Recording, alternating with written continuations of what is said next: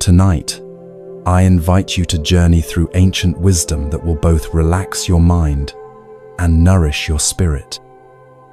Make yourself comfortable, let your body sink deeper into your bed, and allow your breathing to find its natural rhythm. As you settle in, I'll share timeless Zen stories that reveal the hidden purpose behind the connections in our lives. Each tale offers a unique perspective on how we grow through our relationships with others. Our first story takes us to a mountain monastery where a young seeker discovers why certain people enter our lives exactly when we need them.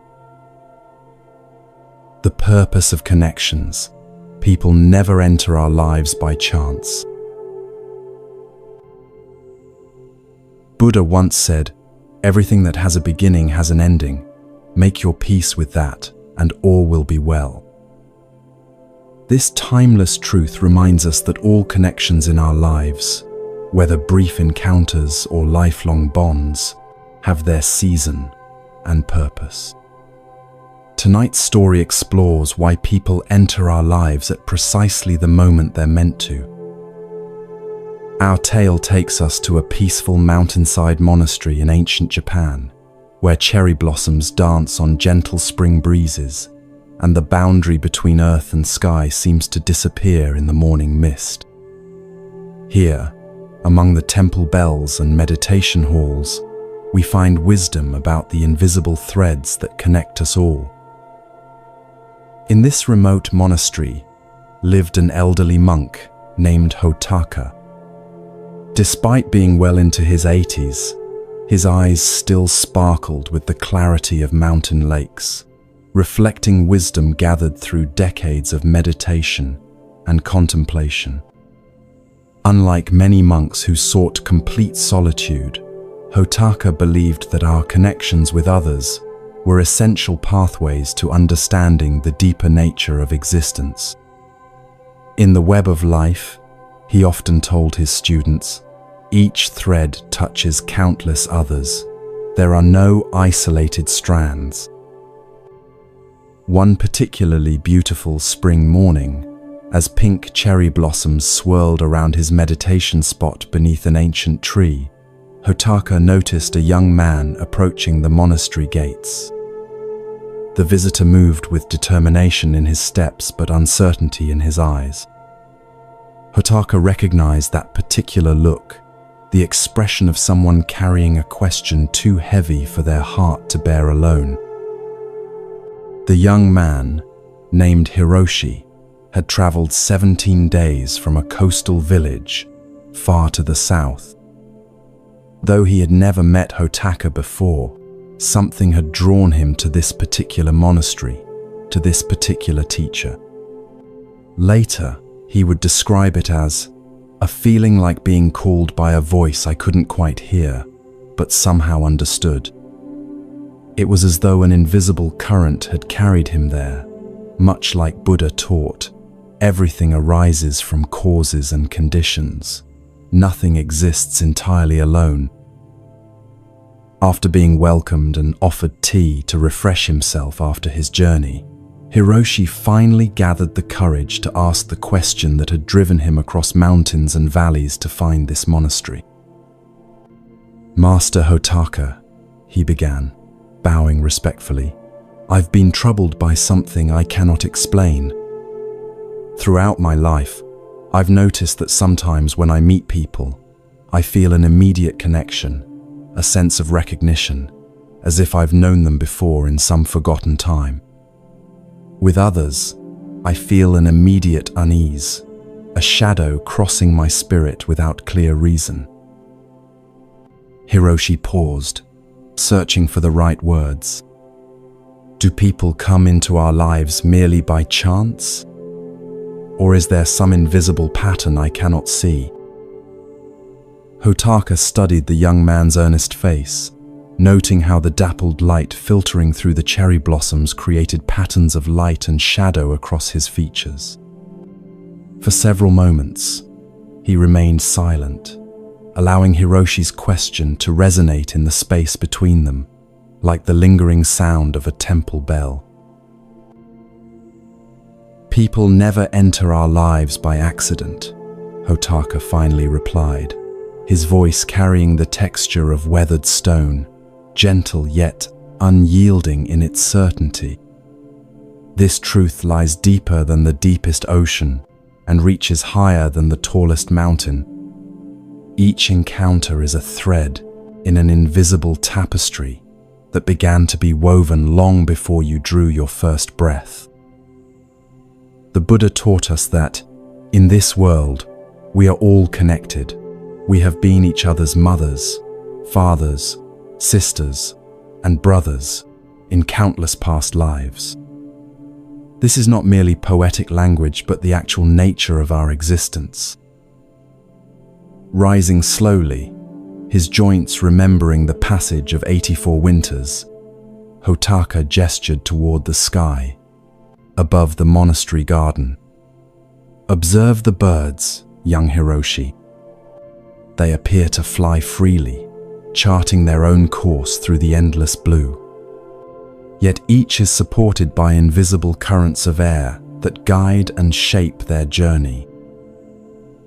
We too are carried by currents invisible to the eye, the flowing rivers of karma, intention, and connection that began long before this life and continue beyond it.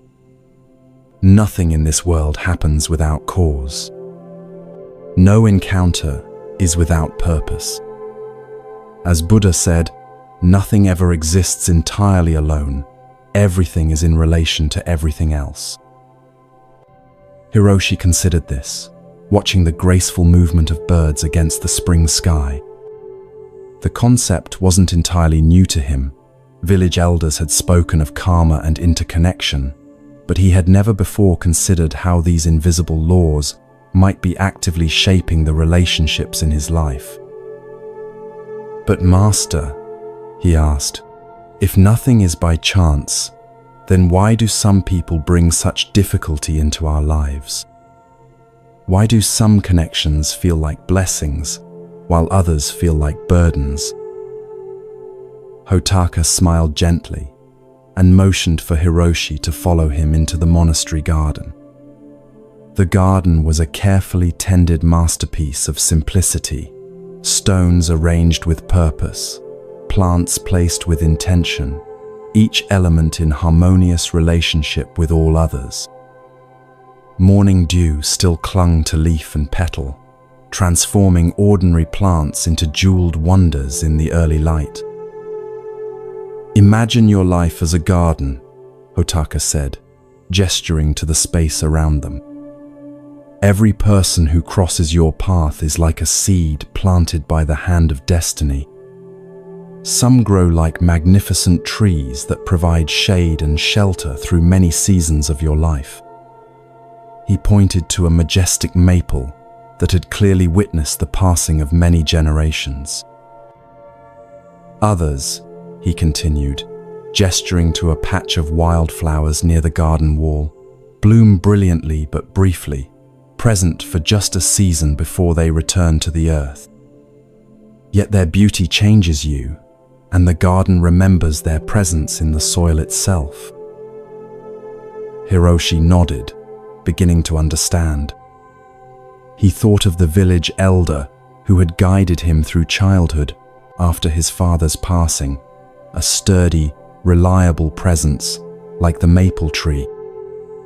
And he remembered a traveling musician who had stayed in his village for just 3 days, yet whose songs had awakened in Hiroshi a longing for something beyond the boundaries of his small fishing community. They walked in silence for a moment, following a winding stone path that led to a small stream running through the garden. Hiroshi knelt beside the clear water, watching his reflection ripple and transform with the current. The face that looked back at him seemed different somehow, younger yet older, more vulnerable yet stronger. But what about those who harm us? He asked quietly, thinking of painful encounters and broken trust he had experienced. What purpose do they serve in this garden? Hotaka's eyes reflected a deep compassion born from his own encounters with suffering. Those who hurt us are often our most profound teachers, he said. They are like the sharp stones that line this very path beneath our feet. He bent down with surprising agility for his age and picked up a smooth stone from the edge of the stream. When you first step on a sharp stone, you feel only pain. But over time, the passing of countless feet smooths its edges. The stone remains a stone, but its relationship with those who walk the path transforms. Buddha taught, "No one saves us but ourselves. No one can, and no one may. We ourselves must walk the path." The difficult people in our lives, the fisherman who ridiculed your dreams, the friend who betrayed your confidence, the stranger whose words cut like a knife, they each serve to shape your spirit in ways that gentle encounters cannot. They teach you where your path is not, helping you discover where it truly lies. Hiroshi considered this, remembering those who had caused him pain, and how each difficult encounter had ultimately strengthened his resolve or redirected his path in unexpected ways. There was truth in the old monk's words, though it was not an easy truth to embrace. "I have often found," Hotaka continued softly, "that the people who challenge us most are reflecting parts of ourselves we have not yet acknowledged or healed." The Buddha taught that you will not be punished for your anger, you will be punished by your anger. This wisdom reminds us that how we respond to difficult encounters shapes us more than the encounters themselves. The old monk led Hiroshi to a small wooden bench beneath a flowering plum tree, where they sat watching the patterns of light and shadow play across the garden. A few petals drifted down around them like gentle snow. There are fundamentally three types of people who enter the garden of your life, young Hiroshi. Understanding their nature may help you welcome each with appropriate gratitude. Hotaka paused beside a stone lantern, its subtle glow barely visible in the morning light, but still providing guidance along the path. First are those who support the structure of your journey, those who provide foundation, boundaries, and stability. Like the banks of a river, they may constrain you, but in doing so, they give direction to your flow. Then there are those who bring renewal, those who challenge your perceptions, introduce new ideas, or awaken dormant aspects of your spirit. Like spring rain on parched earth, they may disrupt your comfortable patterns, but they awaken new growth. Finally, there are the momentary guides, those who appear briefly at crucial junctures to illuminate a single step in your journey. Like this lantern, they need not remain forever to fulfill their purpose. A single moment of light in darkness may be enough to show the path forward. Hiroshi thought about the people in his life who had filled each of these roles. His mother, steadfast as the mountain itself. The wandering scholar who had taught him to read and opened worlds beyond his village. The old woman at the crossroads who had given him directions to this very monastery with such conviction that he had not doubted his path, even when the way grew difficult. "I begin to understand," Hiroshi said. "But Master, how can I know which connections to nurture and which to release? How do I discern the purpose of each person who enters my life?" Hotaka considered this question carefully before responding. The Buddha offered guidance when he said, "In the end, only three things matter: how much you loved, how gently you lived, and how gracefully you let go of things not meant for you. This wisdom points to the heart of your question. Notice how each connection affects the garden of your spirit. Does this person's presence help beneficial qualities take root and grow?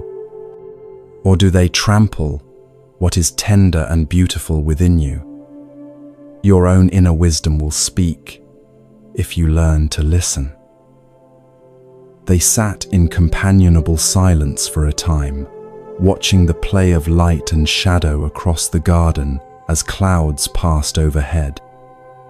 Hiroshi felt something shifting within him, a new perspective forming, like mist clearing from a valley to reveal the landscape below.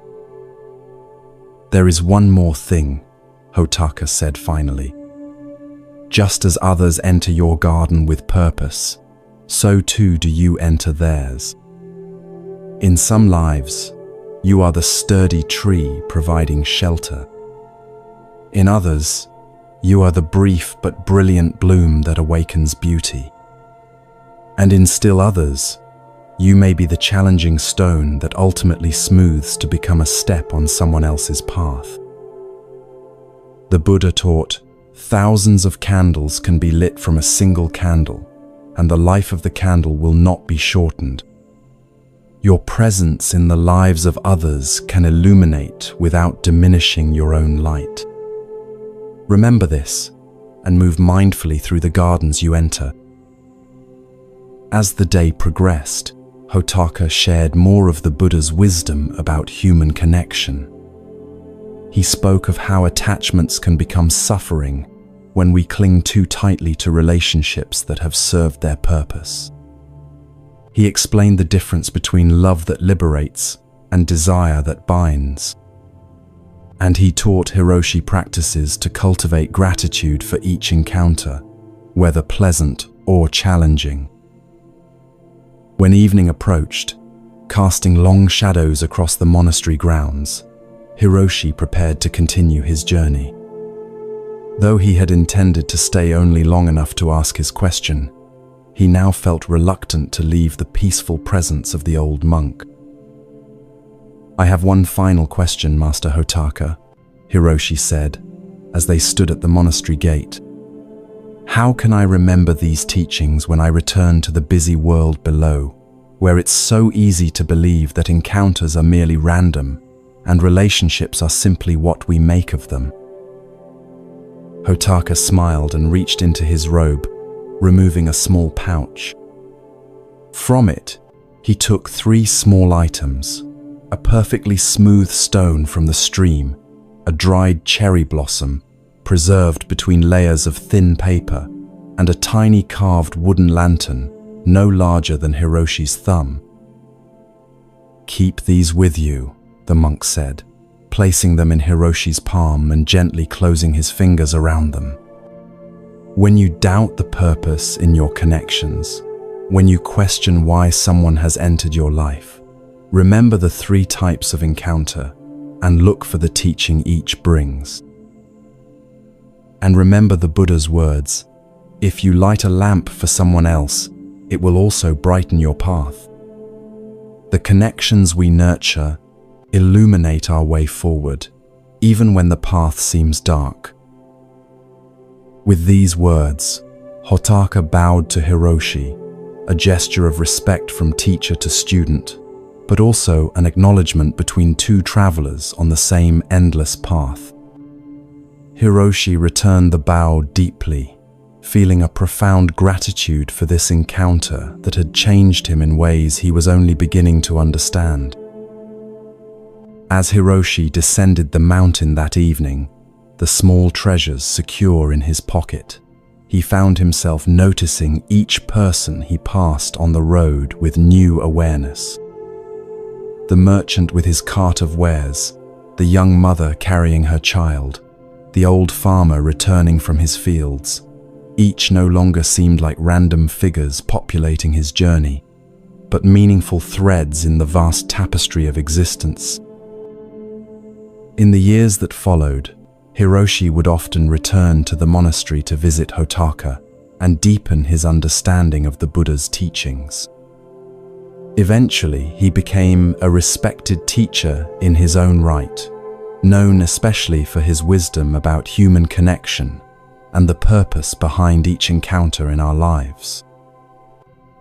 When asked by his own students about the most important teaching he had received, Hiroshi would smile and say, "People do not come into our lives by chance. Each encounter is a seed planted in the garden of your spirit. Some grow into mighty trees, others into beautiful flowers, and still others become the stones that form your path. But none are without purpose, and all contain the potential for awakening." And on his meditation cushion, Hiroshi would still hold the 3 small gifts from Hotaka, now worn smooth with decades of contemplation, and remember the day his own journey of understanding truly began, with a question carried up a mountainside to a monk beneath a cherry tree. As we end this story, I invite you to reflect gently on the connections in your own life. Who have been the sturdy trees providing shelter through your storms? Who have been the brilliant but brief blossoms that transformed your perception? And who have been the challenging stones that ultimately guided your steps toward growth? Buddha taught that every human being is the author of his own health or disease. Similarly, we co-create the meaning in our relationships, finding the lessons each connection offers us. As you drift towards sleep, consider that every person in your life, past, present, and yet to come, arrives with perfect timing, carrying lessons your spirit is ready to receive. May you rest peacefully, held in the web of connection that supports us all, even in our dreams.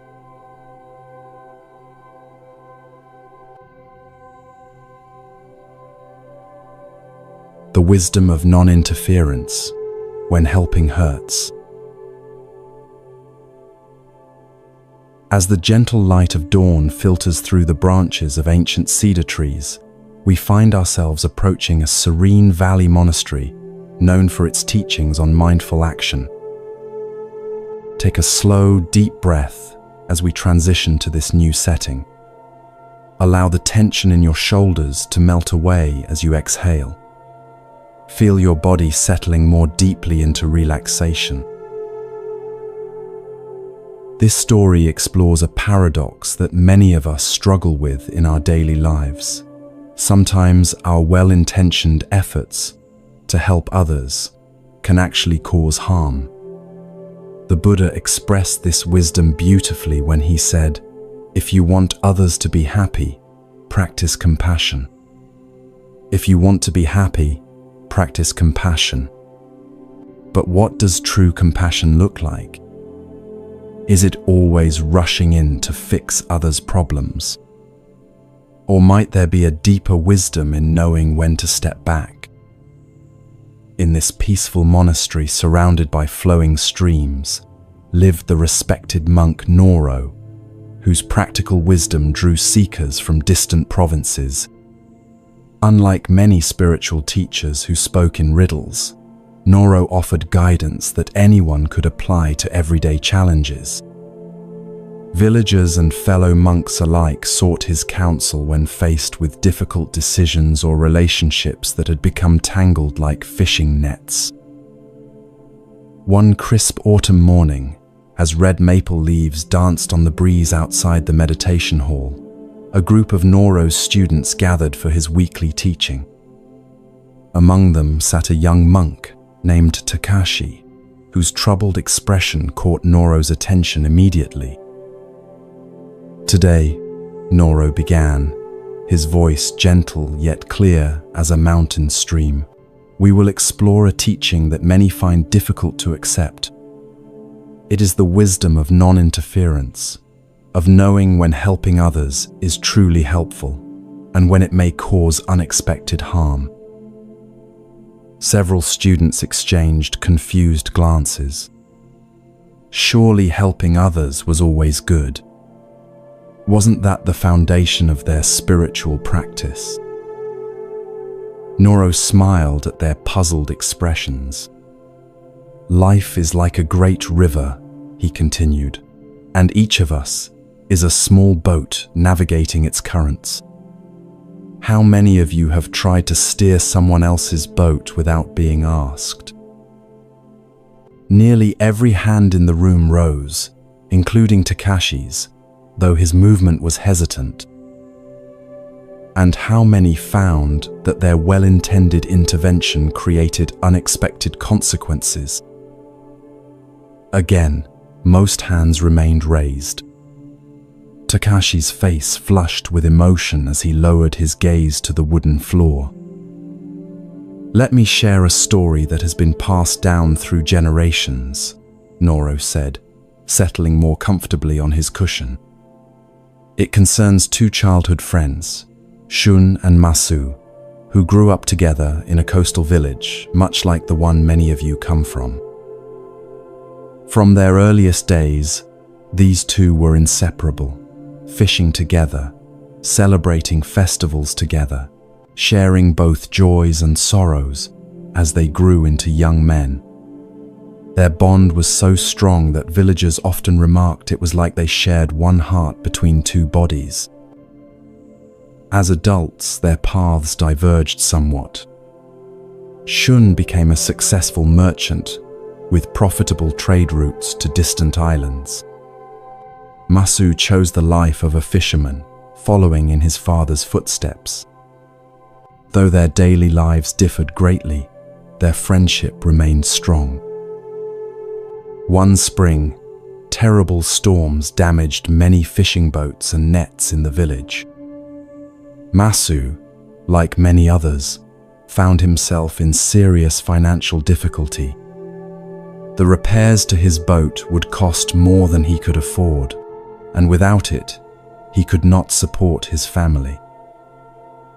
Masu was proud, however, too proud to ask for help, even from his closest friend. He began working extra jobs on land, determined to earn the money for repairs through his own efforts, even if it took many months. Shun noticed his friend's struggles and wished to help.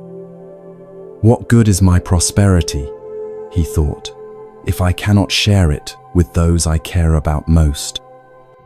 But knowing Masu would refuse direct assistance, Shun devised what he believed was a compassionate plan. Without saying anything to Masu, Shun arranged to pay the boat builder in advance for all necessary repairs. He asked the craftsman to tell Masu that an anonymous village patron had created a fund to help all fishermen affected by the storm, and that his repairs would be covered through this fund. When Masu heard this news, his initial relief quickly gave way to suspicion. No such patron or fund had been mentioned in village council meetings. And why would his boat be repaired before others who had suffered greater damage? After asking questions around the village, Masu discovered the truth that his childhood friend had arranged everything behind his back. Though the intention was kind, the deception wounded Masu deeply. Noro paused here, pouring tea into small ceramic cups for his students. The warm aroma of green tea filled the meditation hall as he continued. When Masu confronted Shun about the secret arrangement, their conversation grew heated. I would rather have worked for a year to fix my own boat than have you arrange this deception, Masu said. Do you think so little of me that you believed I couldn't solve my own problems? Shun was stunned. I only wanted to help, he protested. I have more than enough, and you were struggling. But it wasn't your struggle to solve, Masu replied. Some challenges we must face ourselves to discover our own strength. Noro looked directly at Takashi, whose discomfort was now evident to everyone in the room. The Buddha taught us, no one saves us but ourselves. No one can and no one may. We ourselves must walk the path. This wisdom reminds us that each person must discover their own way forward. What happened to their friendship? One of the younger students asked. It was damaged for many years, Noro replied. Though they eventually reconciled, something had shifted between them. The balanced exchange that had characterized their friendship was disrupted. Masu felt diminished by Shun's actions, even though they came from a place of genuine care. But surely it's better to have a repaired boat than to struggle, another student questioned. Is it? Noro asked gently. Consider what Masu lost in this exchange. He lost the opportunity to overcome a significant challenge through his own efforts. He lost the confidence that would have come from solving his own problem. And perhaps most importantly, he lost trust in the one relationship he had always counted on, to be honest. The Buddha taught that suffering is our greatest teacher. When we rush to remove another's suffering without being asked, we may unintentionally deprive them of important lessons they need to learn. Takashi could remain silent no longer. Master Noro, he said, his voice barely above a whisper, I think I have made this mistake recently. Noro nodded encouragingly, inviting him to continue. My younger sister has been struggling to pass her examinations to become a healer, Takashi explained. Without telling her, I spent many evenings rewriting her study materials in simpler language, believing I was helping her. Last week, she discovered what I had done, and instead of being grateful, she was upset. She said I made her feel incapable, like I didn't believe she could succeed on her own. Now I understand her reaction, Takashi continued. I wasn't respecting her journey. I was imposing my solution without being asked. Noro smiled warmly at the young monk's insight. This brings us to the heart of today's teaching. The Buddha instructed his followers to practice karuna, compassionate action. But true compassion requires wisdom about when to act and when to wait. If someone is drowning and calls for help, by all means, extend your hand without hesitation. But if someone is learning to swim and struggling with difficult currents, watching with supportive presence while they find their own strength may be the greater kindness.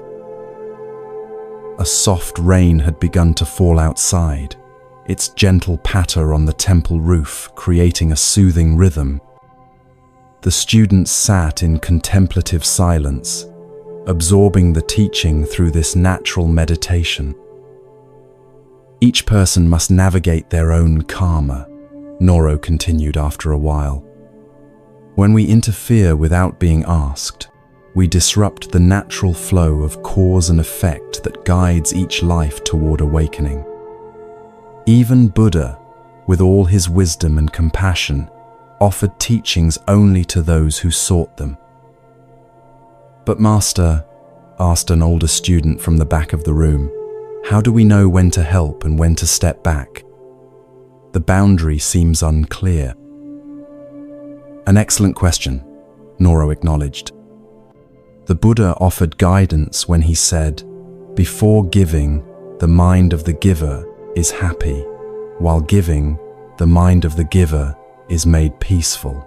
After giving, the mind of the giver is uplifted.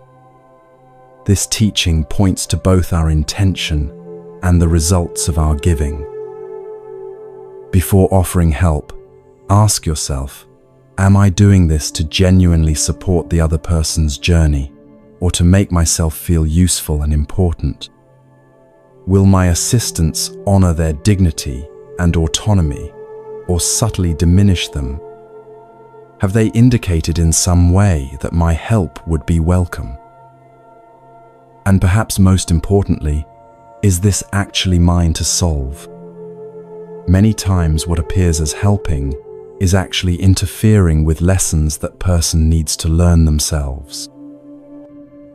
Noro reached for a nearby walking stick and drew a simple circle in the sand garden beside his cushion. Think of each life as having a boundary, like this circle.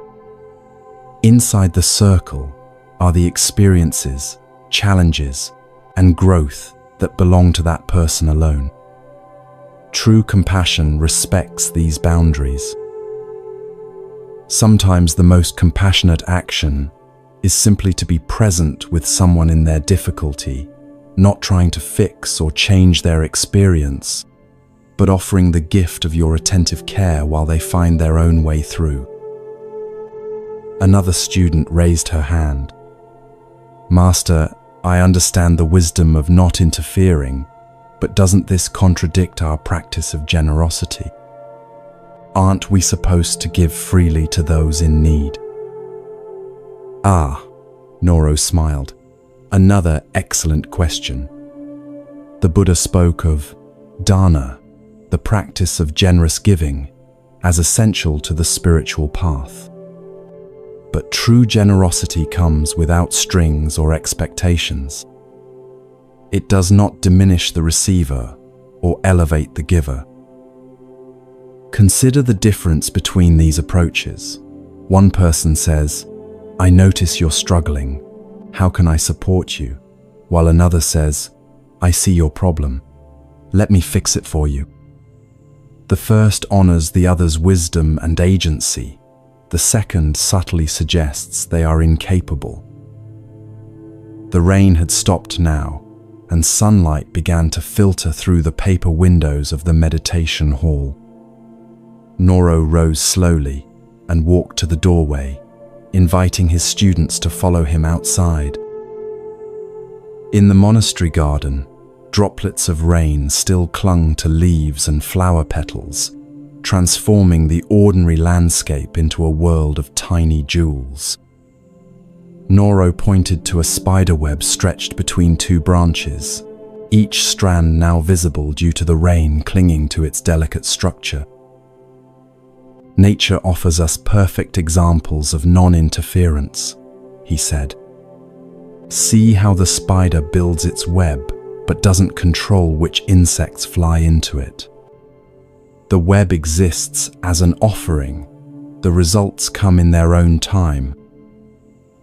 When we offer our help in this spirit, creating supportive conditions without attachment to outcomes, we practice the highest form of compassion. We honor each person's right to their own journey, with all its necessary struggles and discoveries." Takashi approached Noro as the other students began to disperse. "Master, I will visit my sister tomorrow and apologize for interfering with her studies. I see now that my actions, though well-intended, came from not fully trusting her capability." "A wise recognition," Noro said, placing a gentle hand on the young monk's shoulder. "And perhaps instead of offering solutions, you might simply ask what kind of support would be most helpful to her right now. The answer may surprise you." As evening approached, casting long shadows across the monastery grounds, Noro gathered with a smaller group of senior students beneath a gnarled pine tree that had weathered countless storms over centuries. "There is a final teaching I wish to share about non-interference," he said as they settled around him. "The Buddha said, the root of suffering is attachment. This applies not only to our possessions and desires, but also to our ideas about how others should live or how situations should unfold. When we become attached to our vision of how to solve another's problem, we create suffering for both them and ourselves. We must learn to offer our wisdom lightly, like an open palm holding water, available to drink but not forced upon anyone. An old farmer who occasionally visited the monastery for teachings spoke up. "Master Noro, I have been thinking about my son as you speak. For years, I have tried to make him follow in my footsteps and take over our family farm. But his heart lies elsewhere. He dreams of becoming a carpenter. I see now that I have been trying to steer his boat without being asked." Noro nodded thoughtfully. The Buddha taught, let go of the past, let go of the future, let go of the present, and cross over to the farther shore of existence. Sometimes the greatest act of love is releasing our grip on how we believe others should live. "But," the farmer continued, "if I don't guide him, how will he know the right path?" "Perhaps the right path for him is not the same as it was for you," Noro suggested gently. Buddha reminded us that each morning we are born again. What we do today matters most. Your son must discover his own way of contributing to the world, his own form of right livelihood. The farmer fell silent, contemplating this new perspective. Around the circle, others began sharing their own experiences, times when well-meaning help had caused harm, or when stepping back had allowed someone to find unexpected strength. As the stars began to emerge in the evening sky, a young woman who lived in the village below the monastery spoke of her elderly mother. She has become forgetful and sometimes struggles with daily tasks. I have been taking over more and more of her responsibilities, thinking I was helping. But recently, I've noticed she seems sadder, less engaged with life. Perhaps, Noro suggested, there are ways to support her that preserve her dignity and sense of purpose. Instead of doing things for her, could you find ways to do things with her? Or modify tasks so she can still participate in meaningful ways? The woman's eyes widened with recognition. Yes, I see now. I've been helping in a way that makes her feel useless, when I could be helping in a way that honors what she can still contribute. The Buddha taught that health is the greatest gift, contentment is the greatest wealth. True help maintains both the physical well-being and the inner wealth of contentment that comes from feeling capable and valued. As the gathering concluded, Noro shared one final story that had been passed down through generations of Buddhist teachers. Long ago, a man noticed a butterfly struggling to emerge from its chrysalis. The butterfly was working very hard, and the man felt compassion for its struggle. Wanting to help, he gently used a small knife to widen the opening of the chrysalis, making it easier for the butterfly to emerge. The butterfly came out quickly with a swollen body and small, shriveled wings. The man expected that at any moment, the wings would expand to support the butterfly's body. But that never happened. What the man didn't understand was that the butterfly needed the struggle of pushing through the tight chrysalis to force fluid from its body into its wings. Without that struggle, the butterfly could never fly. His help left the butterfly grounded for life. This is perhaps the clearest illustration of our teaching today, Noro concluded. Sometimes the very struggle we wish to remove for another person is precisely what they need to develop their strength. Our compassionate restraint, allowing others to face their necessary challenges, can be the greatest gift we offer. As darkness fell completely over the monastery, the gathering dispersed with much to contemplate. The simple teaching had revealed itself to be profoundly relevant to countless situations in their daily lives. Takashi remained behind, helping Noro extinguish the lanterns around the meditation hall. "Master," he said quietly, "I've been thinking about my sister again. If I hadn't interfered with her studies, she might have developed her own methods for understanding the difficult material, methods that would have served her better than mine." "Yes," Noro agreed. "And there's something else to consider. By struggling with the material herself, she would gain not just knowledge, but confidence in her ability to overcome challenges.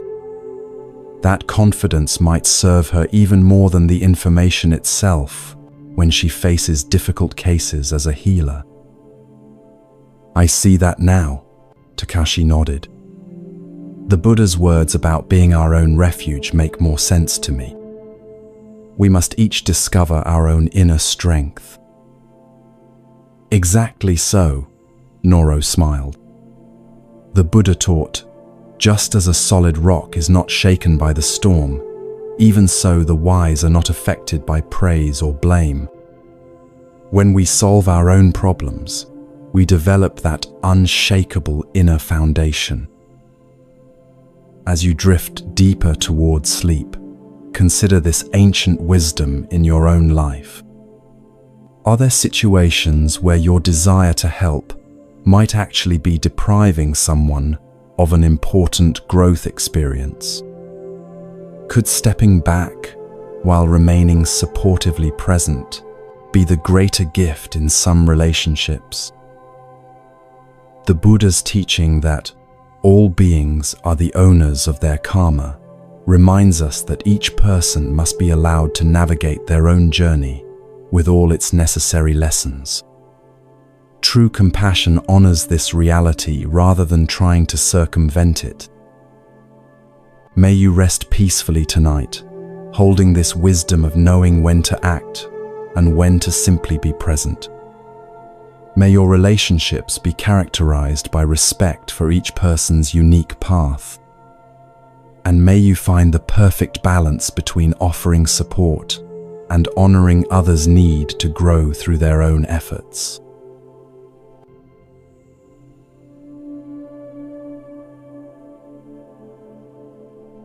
Recognizing harmful people, protecting your inner peace. As our journey continues, the peaceful glow of evening lanterns guides us to a remote mountain temple, where the air is crisp and the distant sound of rushing water creates a natural melody for meditation. Let your body settle more deeply into comfort as we explore tonight's wisdom. Feel each breath becoming slower and more rhythmic. There comes a time in everyone's life when we must learn to recognize those who may wish to harm us, not to foster suspicion or fear, but to protect our inner peace and create healthy boundaries. This ancient wisdom remains profoundly relevant in our modern world, where relationships are complex and not always what they seem. The Buddha taught, "You yourself, as much as anybody in the entire universe, deserve your love and affection." This simple teaching reminds us that caring for ourselves, including protecting ourselves from harmful influences, is not selfish, but necessary. High on a misty mountain plateau, surrounded by ancient pines and flowering plum trees, stood a secluded temple known for its teachings on discernment and inner protection. Here lived the elderly and respected monk Hogi, whose clear perception of human nature drew many seekers facing difficult relationships or confusing situations. One spring morning, as cherry blossoms swirled through the temple courtyard, a young woman named Shara arrived, her face reflecting both determination and distress. She had traveled for 7 days from her coastal village, seeking wisdom about a persistent problem. After being welcomed and offered tea to refresh herself after the journey, Shara was invited to speak with Master Hogi in the temple garden. The old monk's kind eyes seemed to see through superficial concerns to the deeper questions beneath. "Master Hogi," Shara began, bowing respectfully, "I've heard that you understand how to recognize people who bring harm rather than good into our lives. Please teach me this wisdom. I find myself repeatedly drawn into relationships that leave me feeling drained and diminished, yet I don't see the warning signs until great damage has been done." Hogi studied the young woman's earnest face for a moment before responding. "Before we discuss recognizing harmful people," he said gently, "I must make an important distinction. The people we might call toxic or harmful are not necessarily monsters or evil beings. They are often wounded individuals whose own pain spills onto others. This understanding doesn't mean we should endure their harmful behavior," he continued. "Rather, it allows us to respond with wisdom and compassion for them and ourselves as we create necessary boundaries." Shara nodded, absorbing this perspective.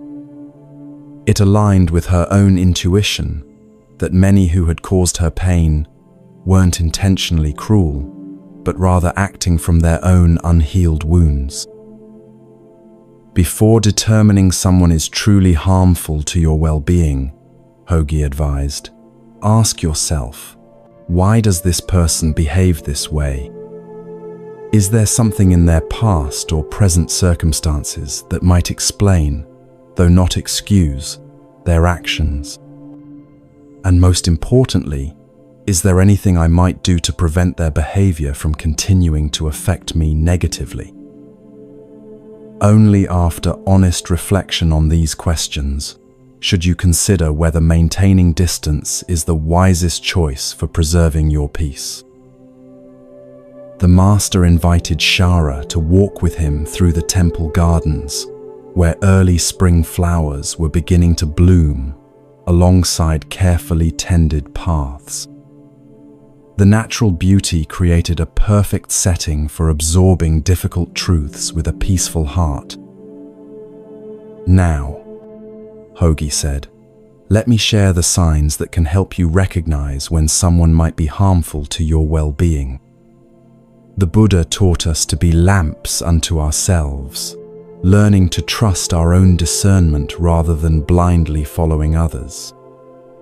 These signs will help illuminate what you likely already sense, but perhaps have been taught to ignore. The first sign to watch for is constant manipulation," he began.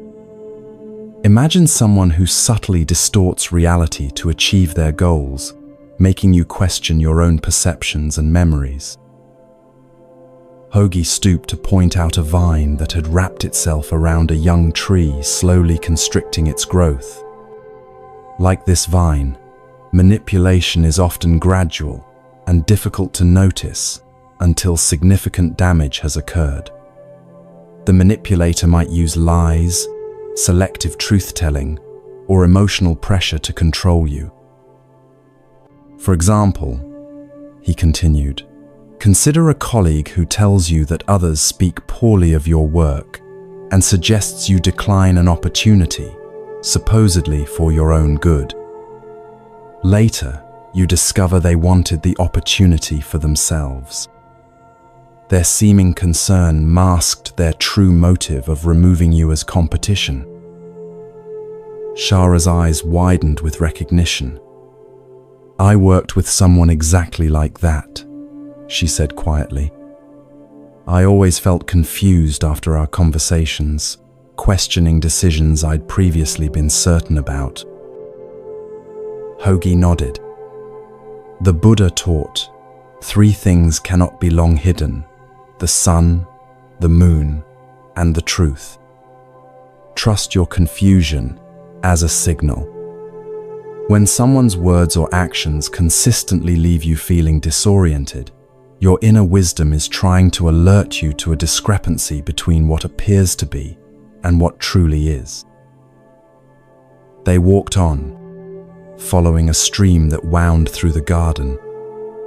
The water flowed smoothly in some places and tumbled over rocks in others, yet always continued its journey forward. The second sign, Hoagie continued, is a lack of genuine empathy. While many people might seem caring on the surface, those who are truly harmful often reveal a fundamental inability to care about others' feelings or experiences. This doesn't mean they never show concern, he clarified. Rather, their concern appears selectively, usually when they need something from you or when others are watching. When you're suffering and there's nothing to be gained by supporting you, their true nature becomes apparent through their indifference. Shara thought of a friend who had seemed deeply interested in her life during social gatherings but was consistently unavailable when she faced genuine difficulties.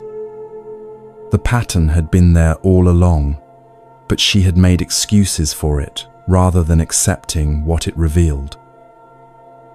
The Buddha said, "There is no fear for one whose mind is not filled with desires." Those who lack empathy often view relationships primarily as transactions. What can this person do for me? When you cease to be useful for their desires, their seeming care evaporates. They paused by a stone lantern, marking a fork in the garden path. Hoagie chose the route that led higher up the mountainside, where they could look out over the valley below. The physical ascent mirrored the raising of awareness that was occurring through their conversation. The third sign to be mindful of, the monk continued, is someone who habitually creates conflict. Even in situations where harmony prevails, this person seems to thrive on tension and disagreement. They may spread rumors, create misunderstandings between friends, or constantly find fault where none exists. Why would anyone want to create conflict? Shara asked, genuinely puzzled.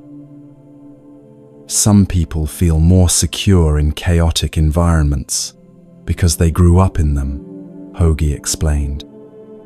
Others use conflict to manipulate outcomes or distract from their own behavior. And some, sadly, enjoy the power they feel when disrupting others' peace. The Buddha taught that hatred is never appeased by hatred in this world.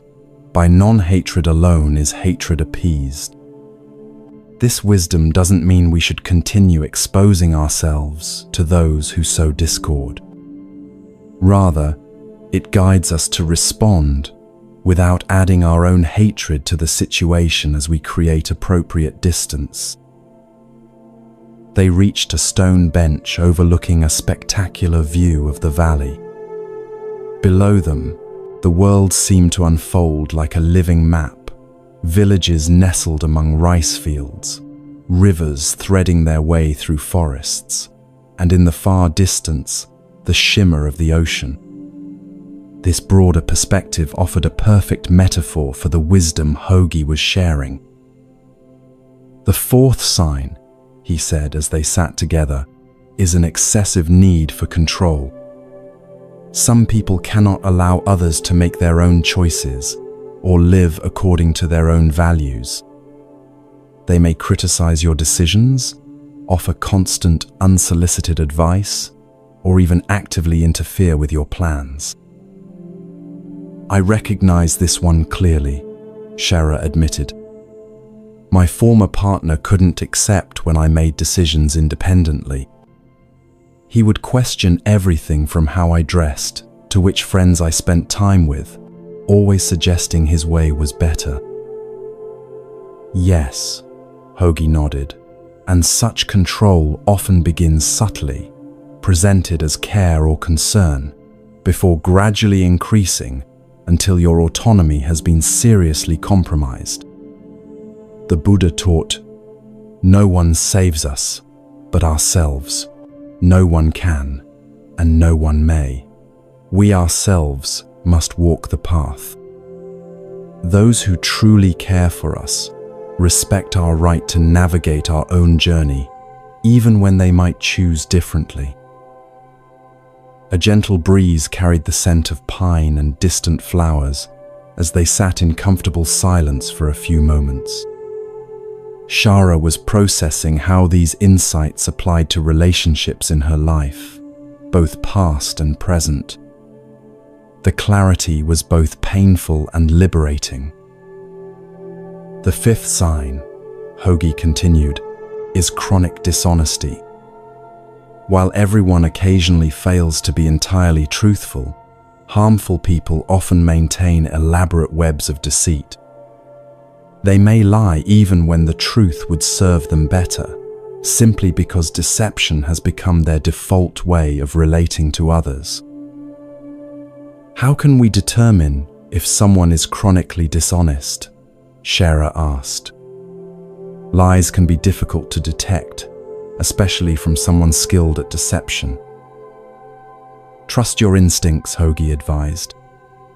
When stories don't quite align or explanations seem unnecessarily complex, your intuition often recognizes the discrepancy before your conscious mind can articulate it. The Buddha encouraged his followers to question everything, even his own teachings, and to verify truth through their own experience rather than accepting claims on authority alone. Also, he added with gentle humor, those who are dishonest typically can't maintain consistency over time. As another Buddhist teaching states, three things cannot long be hidden: the sun, the moon, and the truth. They began walking again, following a path that wound through a bamboo grove where shafts of sunlight created patterns of light and shadow on the ground. The straight, strong bamboo stems served as a reminder of integrity, of living in alignment with one's true nature. The sixth sign to be mindful of, Hoagie continued, is someone who consistently violates boundaries. After you've clearly expressed a limit or preference, they repeatedly disregard it, perhaps dismissing your concerns as unimportant or accusing you of being too sensitive. This disrespect for boundaries can manifest in small ways, like interrupting when you speak or borrowing things without asking. Or it may appear in more significant violations, such as sharing personal information you've asked them to keep private. In either case, the pattern reveals a fundamental lack of respect for your autonomy. Shara nodded, remembering how her boundaries had often been treated as unreasonable restrictions rather than legitimate needs. I see now that respecting boundaries is about basic respect for another person, she reflected. Precisely, Hoagie affirmed.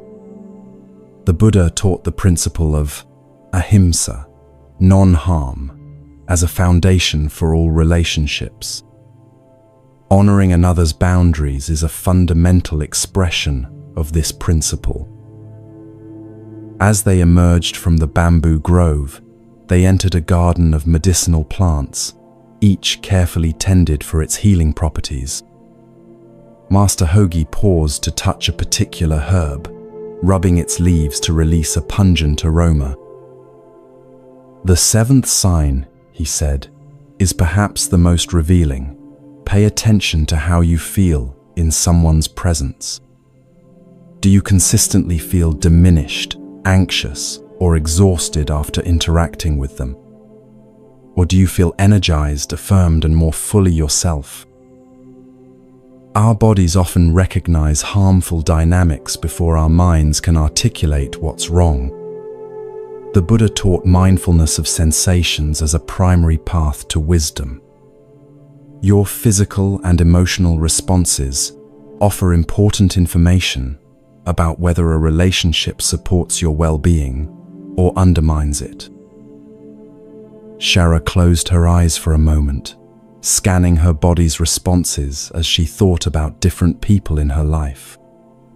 The contrast was striking. Some brought a sense of lightness and expansion, while others created immediate tension in her shoulders and a heaviness in her chest. She had been receiving these signals all along, but hadn't recognized their significance. "The final sign I'll share with you today," Hogi said, as they completed their circuit of the garden and returned to the temple entrance, "is an absence of reciprocity. Healthy relationships involve a natural flow of giving and receiving over time. While perfect balance isn't necessary or even possible, there should be a general sense of mutual care and contribution.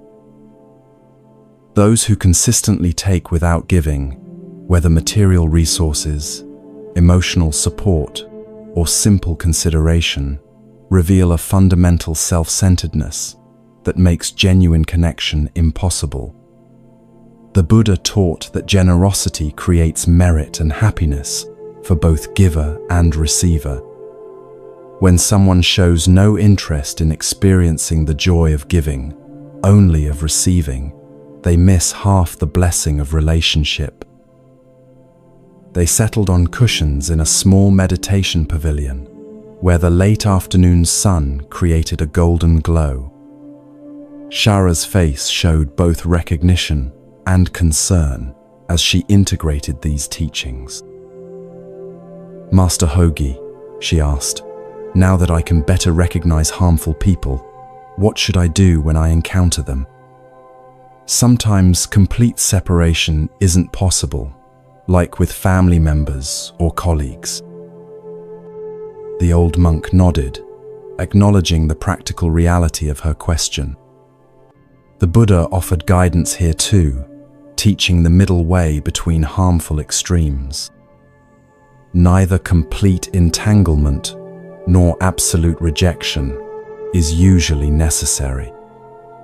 Instead, we can practice what I call compassionate distance. First, he explained, establish clear internal boundaries about what behaviors you will and won't accept. Then communicate these calmly and directly when needed, without accusation or blame. For example, "I'm not comfortable discussing this topic," rather than, "You always try to make me talk about things that upset me."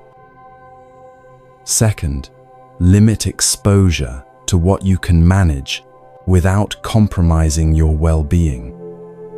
This might mean shorter visits, specific settings for interaction, or having supportive people present. Third, practice emotional detachment, not in the sense of becoming cold or uncaring, but in recognizing that others' harmful behavior reflects their condition, not your worth. As the Buddha taught, you will not be punished for your anger, you will be punished by your anger. The same applies to all difficult emotions that arise in challenging relationships. And finally, Hogi concluded, cultivate compassion, both for yourself and for those who cause harm. Their behavior often stems from their own suffering, though this understanding never obligates you to endure mistreatment. Shara sat quietly, absorbing these teachings. After some time, she spoke again. "I've noticed something as we've talked today. Many of these harmful patterns seem connected to each other. Manipulation often involves dishonesty, control frequently violations, boundaries, and so on." "Excellent observation," Hogi smiled. "Yes, these traits often cluster together, reinforcing each other. Recognizing one can help you become alert to the possible presence of others." "There's something else I'm wondering," Shara continued. "How do I ensure I'm not exhibiting these harmful behaviors myself? I want to be certain I'm bringing health rather than harm to my relationships." The old monk's eyes crinkled with appreciation for this thoughtful question. The very fact that you ask shows awareness that points toward health rather than harm. Those who cause persistent damage rarely question their own behavior. Nevertheless, self-examination is a worthy practice for us all. The Buddha encouraged his followers to reflect regularly on their actions of body, speech, and mind, asking, do these actions lead to my own harm, to others' harm, or to both? Are these actions unwholesome, with painful consequences? If the answer is yes, such actions should be recognized and abandoned. If the answer is no, one can continue with joy, training in such actions day and night. As evening approached, painting the mountain in shades of gold and purple, Shara prepared to return to the guest quarters, where she would spend the night before beginning her journey home.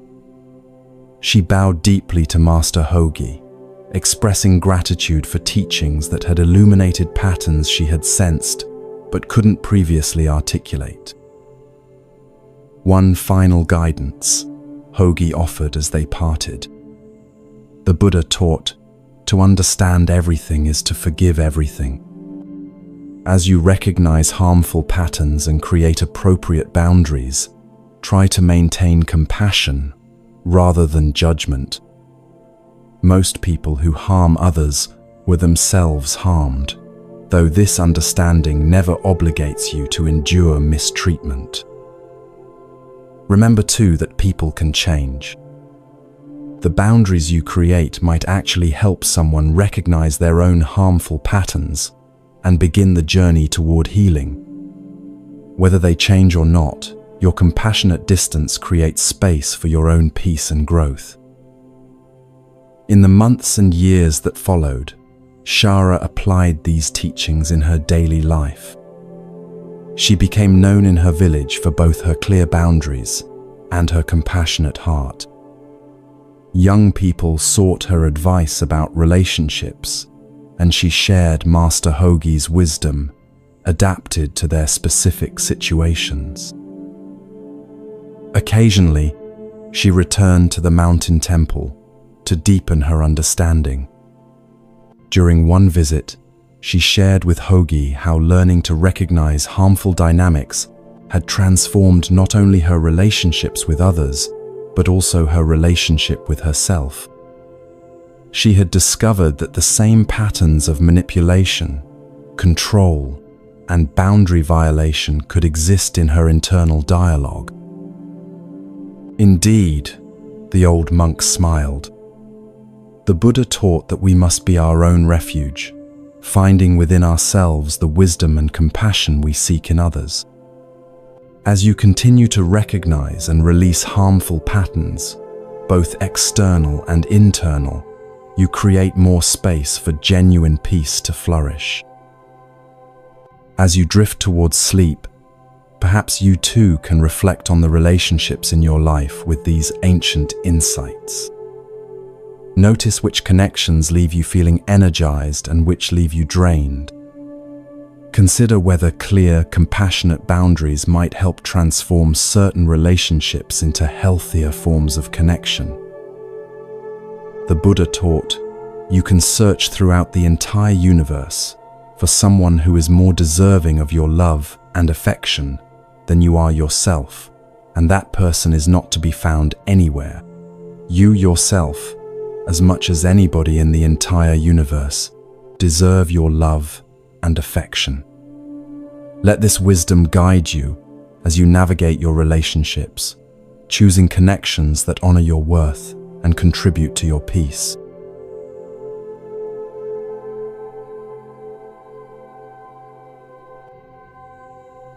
The richness of true connection, finding peace with few friends. As the night deepens around us, we journey to a different kind of sanctuary, a small mountain hermitage perched on a cliff overlooking a vast, moonlit valley. Allow yourself to settle even more deeply into comfort as we explore tonight's wisdom. With each breath, feel your body becoming heavier, your mind growing quieter. In a world that often measures success by the quantity of our connections, followers, friends, professional networks, there is profound Buddhist wisdom about finding deeper fulfillment through fewer, more meaningful relationships. Tonight's story explores why having just a few true friends might be not just sufficient, but actually preferable for genuine happiness and inner peace. The Buddha taught, "A true friend is one who stands by you in your hour of need." This simple teaching points to quality over quantity, to the transformative power of even a single authentic connection in our lives. High on a remote mountainside, accessible only by a narrow path that wound through cedar forests and rocky outcroppings, lived the monk Kobo. Unlike many spiritual teachers who gathered large followings, Kobo preferred solitude and simplicity, meeting with just a few dedicated students and occasionally receiving travelers seeking specific guidance. His small hermitage consisted of a meditation hall, a modest kitchen, and a few sleeping quarters for visitors. Though simple in its design, the space radiated a profound sense of peace that visitors often remarked upon. Something about the atmosphere invited deep reflection and honest conversation. One autumn day, as crimson and gold leaves danced on mountain breezes, a young woman named Alina arrived at the hermitage. She had traveled from a bustling coastal city, seeking wisdom about a problem that troubled her deeply. After being welcomed with tea and a simple meal, Alina was invited to speak with Kobo in the hermitage garden. Unlike the carefully manicured gardens of larger temples, this space had a wild beauty, native plants growing in natural patterns, stone pathways that followed the contours of the land, and stunning views of the valley below. "Master Kobo," Alina began, her voice betraying her uncertainty, "I've come because something feels wrong with my life, but I cannot pinpoint what it is. I have a good position as a merchant's assistant, enough money for my needs, and reasonable health. Yet I feel a persistent loneliness that nothing seems to ease." "Tell me more about this loneliness," Kobo invited, his weathered face kind but unreadable. "Well," Alina continued, "when I look around, everyone else seems to have many friends. Their days are filled with social gatherings, their festivals spent with large groups. I have only 2 close friends, and sometimes weeks pass when I see no one outside my workplace. Is there something wrong with me that I cannot attract and maintain more friendships?"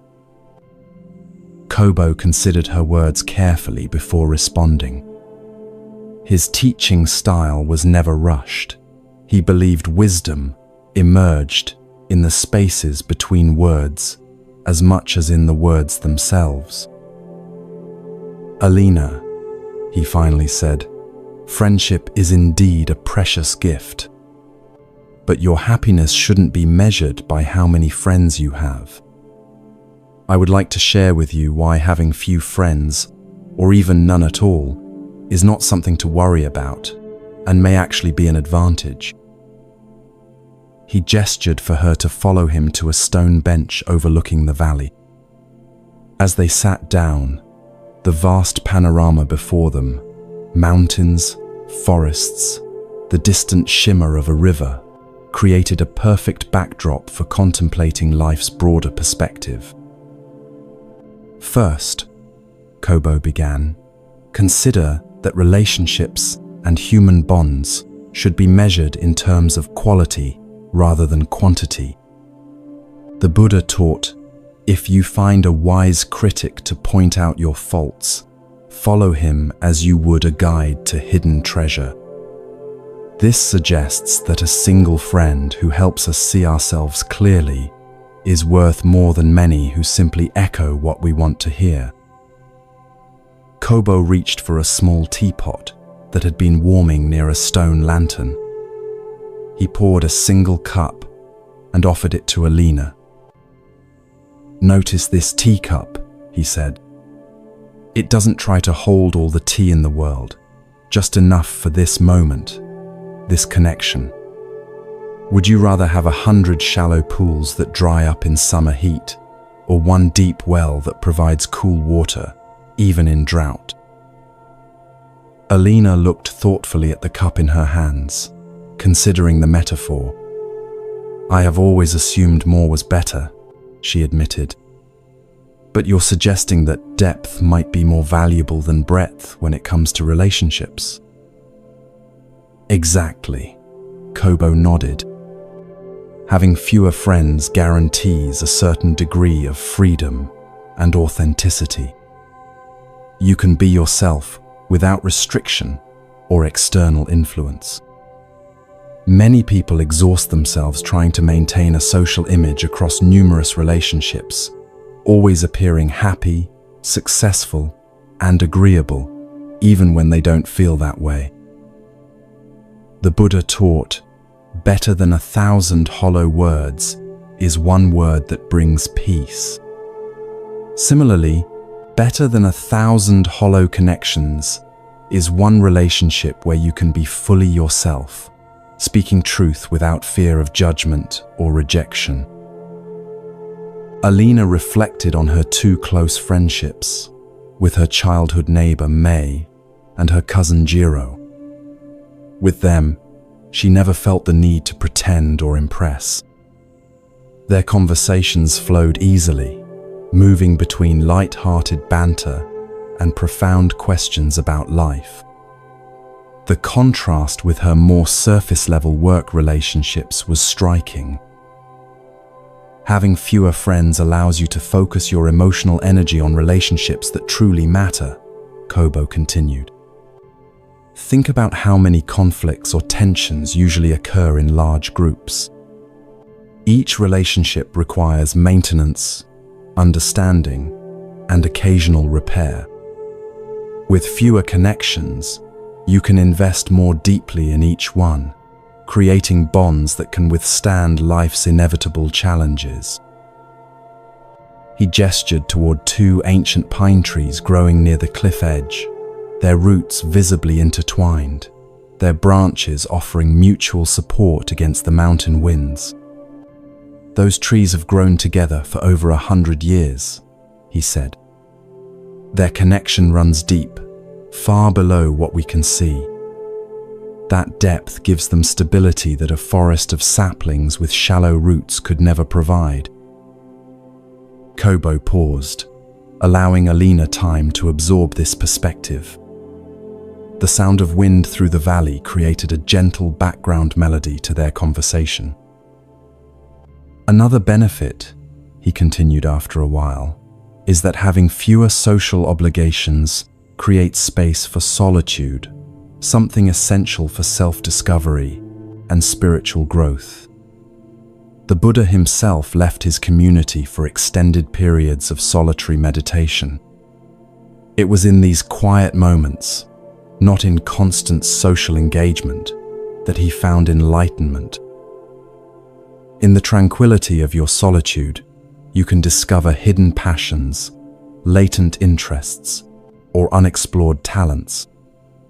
You are not limited by others' expectations or opinions. This allows you to grow in surprising ways that might never emerge in a life filled with constant social activity. Alina thought about her private joy in calligraphy, hours spent practicing the perfect brush stroke, losing herself in the flow of ink across paper. She had never shared this passion with anyone but May and Jiro. The solitary practice brought her a satisfaction unlike anything else in her life. I do treasure my quiet evenings, she admitted. Yet I still feel something is wrong with me for not having more friends, like everyone else seems to.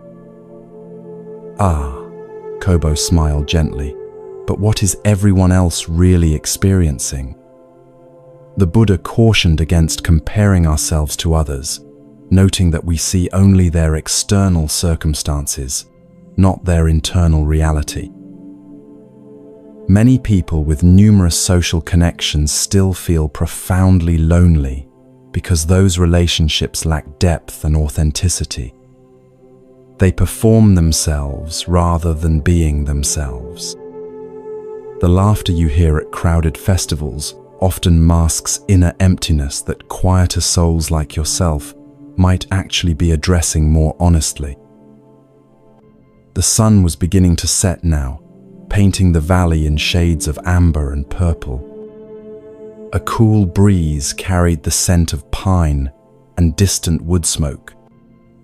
Kobo and Alina sat in comfortable silence for a time, watching the transformation of light across the landscape. Having fewer close ties allows for greater freedom in life choices, Kobo said after a while. Imagine receiving an opportunity to study with a master calligrapher in a distant province. With few attachments, you could follow this calling without the complicated web of obligations that might otherwise hold you back. The Buddha taught that attachment is a primary source of suffering. This doesn't mean we should avoid meaningful connections, but rather that we should hold them lightly, allowing both ourselves and others the freedom to follow our true paths. Alina nodded, remembering how her friend May had recently moved to pursue her dream of becoming a healer. Though Alina missed her daily presence, their friendship had easily accommodated the change. They now exchanged letters full of deeper reflections than their previous casual conversations had contained. The distance had, paradoxically, created a new dimension of intimacy. There's something else to consider, Kobo added. People who are content with fewer friends often possess certain admirable qualities. They tend to be more self-sufficient, thoughtful, and authentic. They don't settle for superficial connections, but wait patiently for relationships that truly resonate with their values and interests. The Buddha praised qualities like discernment and mindfulness, the ability to make wise choices about where we invest our energy. By being selective about your relationships, you're actually practicing these spiritual virtues. As darkness began to enfold the mountains, Kobo lit a small lantern that cast a warm glow over their conversation. The stars appeared one by one in the vast sky above them, countless yet distinct, each with its own particular light. Consider your two close friends, Kobo suggested. What qualities make these relationships meaningful to you? What needs do they fulfill that a dozen casual acquaintances could not? Alina reflected thoughtfully. With May and Jiro, I never have to pretend. They know my flaws and love me anyway. We can share silence as comfortably as conversation. And they challenge me to grow rather than just making me feel good about myself as I am. Those are the markers of true friendship, Kobo affirmed. The Buddha described a true friend as one who stands by you in your hour of need. He didn't measure friendship by frequency of contact or shared activities, but by depth of commitment and mutual growth. In Western traditions, Aristotle spoke of 3 types of friendship: those based on utility, those based on pleasure, and those based on virtue. Only the last type, where friends help each other become better people, brings lasting fulfillment. These relationships are naturally rare because they require both parties to value truth over comfort. Alina found herself thinking about her workplace acquaintances. Most of those relationships were indeed based on utility, mutual assistance with tasks, shared information about opportunities, social connections that might prove advantageous. They served their purpose but left her feeling strangely empty. "I think I understand," she said slowly. "But how do I stop feeling that something is wrong with me when I see others with their large social circles? The feeling of being somehow deficient persists, even as your wisdom makes sense to my mind." Kobo nodded, acknowledging the challenge of aligning intellectual understanding with emotional experience. The Buddha taught a practice called mudita, sympathetic joy in others' happiness. When you see someone enjoying their large social circle, can you feel happiness for their path, while simultaneously honoring that yours may be different? Also consider that what you're seeing may be quite different from reality. Many people maintain extensive social networks out of fear of being alone rather than genuine connection. They may appear happy in groups while privately feeling unknown and unseen. The Buddha warned against making assumptions based on appearances. He said, "Do not believe in anything simply because you have heard it, or because it is spoken and rumored by many. This applies to social norms as much as to philosophical ideas. The assumption that more friends equals greater happiness is exactly the kind of unexamined belief he cautioned against." A night bird called from the darkness beyond the lantern's glow, its voice plaintive yet beautiful. The sound reminded Alina of her own feelings, a mixture of melancholy and something more nuanced that might actually be a form of contentment she hadn't recognized. "I have known people," Kobo said quietly, "who claim to have no friends, only to discover that in their life there was actually one person, just one, who counted as a true friend by the Buddha's definition. And this single, authentic connection provided more sustenance for their spirit than dozens of superficial relationships could have offered." People who tend to have few deep friendships often possess an extraordinary inner world. They are the poets, philosophers, and innovators who shape culture through their depth of thought and feeling. This inner richness is not a flaw, but a rare gift, one the Buddha himself exemplified in his teachings. As the night grew cooler, they moved inside to the meditation hall, where a small fire provided warmth. Several other residents and visitors were engaged in evening meditation or quiet conversation. The atmosphere was one of peaceful coexistence, without pressure for interaction, each person free to engage or remain in contemplative silence according to their needs.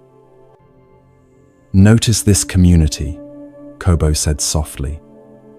"We are few in number but deep in connection. Some here speak daily, others may go weeks with only a nod of acknowledgement. Yet all feel held within something larger than individual friendship.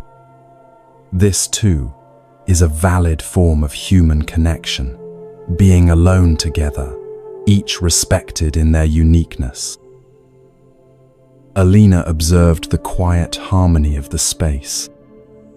It reminded her of evenings in her own small home, the freedom to follow her interests without explanation or interruption, yet with the comfort of knowing May or Jiro might visit if she desired company. Perhaps what she had interpreted as loneliness was actually a spaciousness that allowed her spirit room to breathe. The Buddha said, "Peace comes from within. Do not seek it without," Kobo reminded her. This teaching applies to your question about friendship. The sense of connection you seek cannot be found merely by accumulating more relationships. It emerges from your capacity to be fully present in the connections you already have, including your relationship with yourself. Try this practice, he suggested. Each day, bring full awareness to your interactions with others, whether you're dear friends or casual acquaintances. Notice when you feel truly seen and when you feel you're performing a social role. This mindfulness will help you distinguish between connections that nourish your spirit and those that deplete it. Alina stayed at the Hermitage for 3 days, participating in its simple rhythms of meditation, work, and community meals. She observed how the residents moved between solitude and connection with natural ease, neither clinging to company nor avoiding it. Their interactions had a quality of presence she rarely experienced in the city. On her final evening, she joined Kobo for tea in the garden once more. The moon was full now, illuminating the valley with silver light that transformed the familiar daytime landscape into something magical and mysterious. "I've been thinking about what you said about quality over quantity," Alina reflected. "I realize I've been measuring myself against a standard that doesn't actually align with what brings me joy. My contentment with solitude and few deep connections isn't a flaw to fix, but perhaps a wisdom to honor." Kobo smiled, pleased with her insight. The Buddha taught that true happiness comes not from getting what we want, but from wanting what we already have. Your 2 authentic friendships, combined with your rich inner life, provide exactly the nourishment your particular spirit needs. Remember always that your sensitivity, which makes large social gatherings draining rather than energizing, is actually a gift. It allows you to perceive nuances others miss, to create art that speaks to the heart, and to offer the rare gift of true presence to those fortunate enough to be counted among your friends. As Alina prepared to depart the next morning, Kobo offered one final teaching. The Buddha said, "Happiness is not having much but giving with a full heart." Perhaps the measure of friendship is not how many people you know, but how fully you give yourself to those connections that genuinely matter. In the years that followed, Alina remained content with her small circle of deep friendships. She no longer compared herself to those with larger social networks, recognizing that different souls require different forms of nourishment. She discovered that her capacity for solitude and depth made her a particularly valuable friend to those few who shared her values.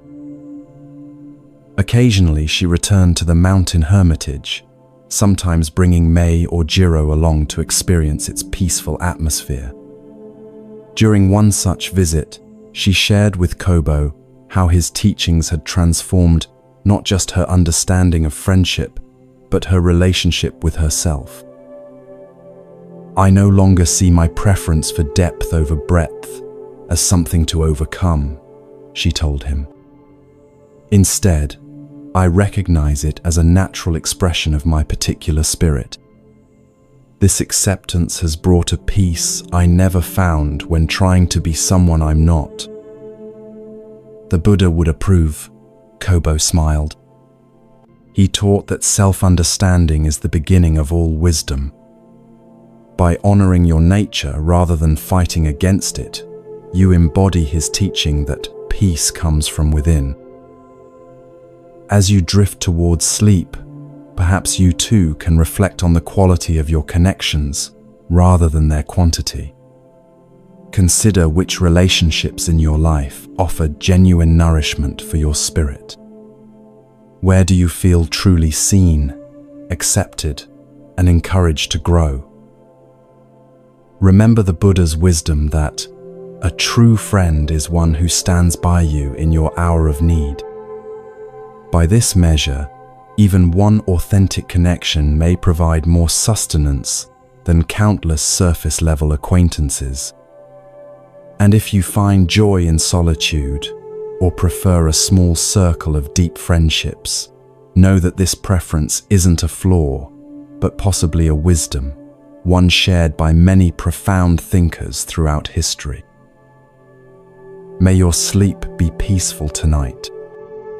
May you awaken with renewed appreciation for the true connections in your life, whether many or few. And may you find contentment in being exactly the type of friend your unique spirit is designed to be.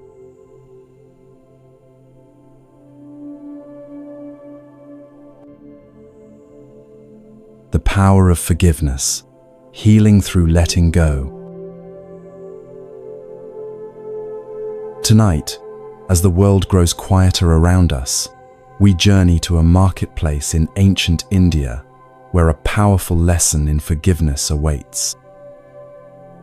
Allow your body to become even heavier, your breath deeper and more rhythmic. As we explore the transformative power of letting go, feel yourself releasing any tension you've been carrying. The Buddha taught, holding on to anger is like grasping a hot coal with the intent of throwing it at someone else. You are the one who gets burned. This profound wisdom reveals a truth many of us discover the hard way, that resentment hurts us far more than the person we're angry with. Tonight's story explores how forgiveness liberates not only the forgiven, but, more importantly, the one who forgives. In a vibrant marketplace on the outskirts of Rajagaha, one of the largest cities of ancient India, a crowd had gathered to hear the Buddha speak. People from all walks of life, merchants and farmers, nobles and servants, the wealthy and the struggling, stood together, drawn by the teacher's reputation for profound yet practical wisdom. The Buddha sat serenely beneath the shade of a large banyan tree, his presence radiating a remarkable quality of peace that seemed to create a pocket of stillness in the otherwise bustling marketplace.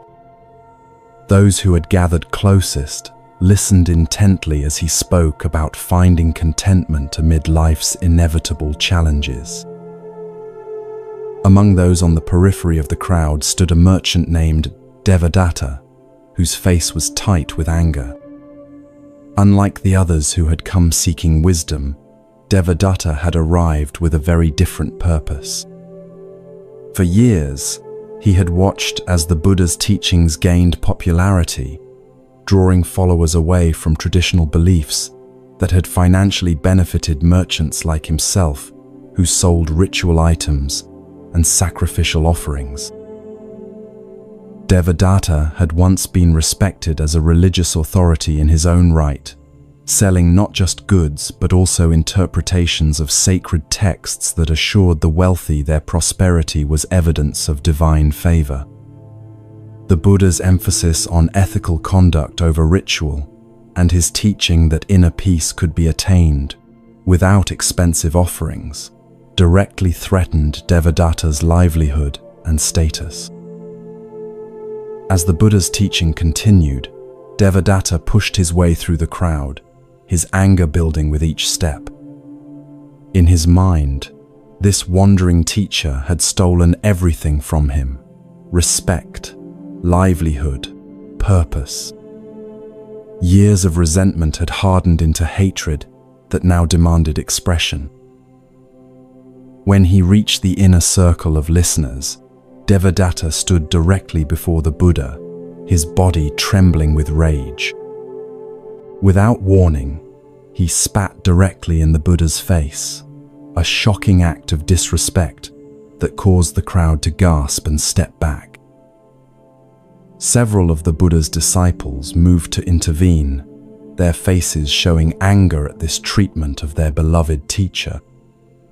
But the Buddha raised his hand slightly, signaling them to remain calm. The entire marketplace seemed to freeze in that moment, everyone waiting to see how the renowned teacher would respond to such a deliberate insult.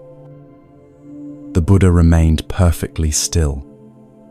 He showed no anger, no offense, no desire to retaliate. With the same hand he had used to signal his disciples, he calmly wiped his face. Then, to everyone's astonishment, he looked at Devadatta with an expression of genuine compassion. "Thank you," the Buddha said softly. These simple words, spoken without a trace of sarcasm or resentment, completely confounded Devadatta. He had expected, perhaps even wanted, anger, retaliation, or public humiliation. This calm acceptance was so unexpected that it momentarily shattered his rage, replacing it with confusion. "Thank me?" he sputtered. "I just spat in your face. Are you so disconnected from normal human feelings that you would thank someone for insulting you?" The Buddha's gentle smile didn't waver. "When someone offers a gift that is declined," he explained, "to whom does the gift belong?" The merchant frowned, puzzled by this seemingly irrelevant question. "To the giver, of course," he answered. "Yes," the Buddha nodded. "You have offered me your anger, wrapped in the gesture of spitting. I decline to receive this gift. It remains yours. But I thank you for the opportunity to practice patience and compassion, which are gifts I gladly accept." Devadatta stood speechless, his carefully constructed narrative of victimhood suddenly without foundation. He had expected the satisfying fuel of a reciprocal anger to feed his righteous indignation. Instead, he found himself holding his own undiminished rage, made more uncomfortable by the contrast with the Buddha's evident peace. The crowd remained silent, witnessing this unexpected exchange. Many had experienced Devadatta's sharp business practices or dismissive attitude toward those he considered beneath him. Some felt a quiet satisfaction, seeing him confronted not with matching anger, but with its opposite, a compassion that revealed the smallness of his attack. "You speak in riddles to appear wise," Devadatta finally managed, trying to recover his position. "Your teachings have taken food from my children's mouths. You deserve my contempt." The Buddha considered these words thoughtfully. "I understand your pain," he said. "When ways of living that have supported us for years are threatened, fear naturally arises. But consider this: if your livelihood depends on others remaining in ignorance or fear, perhaps it is time to discover a new path that benefits both yourself and others. There are many ways to earn a living that create value rather than exploit need. Your intelligence and knowledge of sacred texts could be directed toward teaching ethics and wisdom rather than selling false promises. This market needs honest merchants of practical goods as much as it needs teachers of truth." Something in the Buddha's words, perhaps their lack of condemnation combined with their honest assessment, penetrated Devadatta's armor of anger. For the first time, he faced the possibility that his rage might be misdirected, covering a deeper fear about his own choices. Without another word, Devadatta turned and pushed his way back through the crowd, which parted silently to let him pass. His face no longer showed anger, but confusion and, perhaps, the first glimmer of reflection. The Buddha returned to his teaching, as if nothing unusual had occurred, but many in the audience found their attention divided between his words and the departing figure of Devadatta.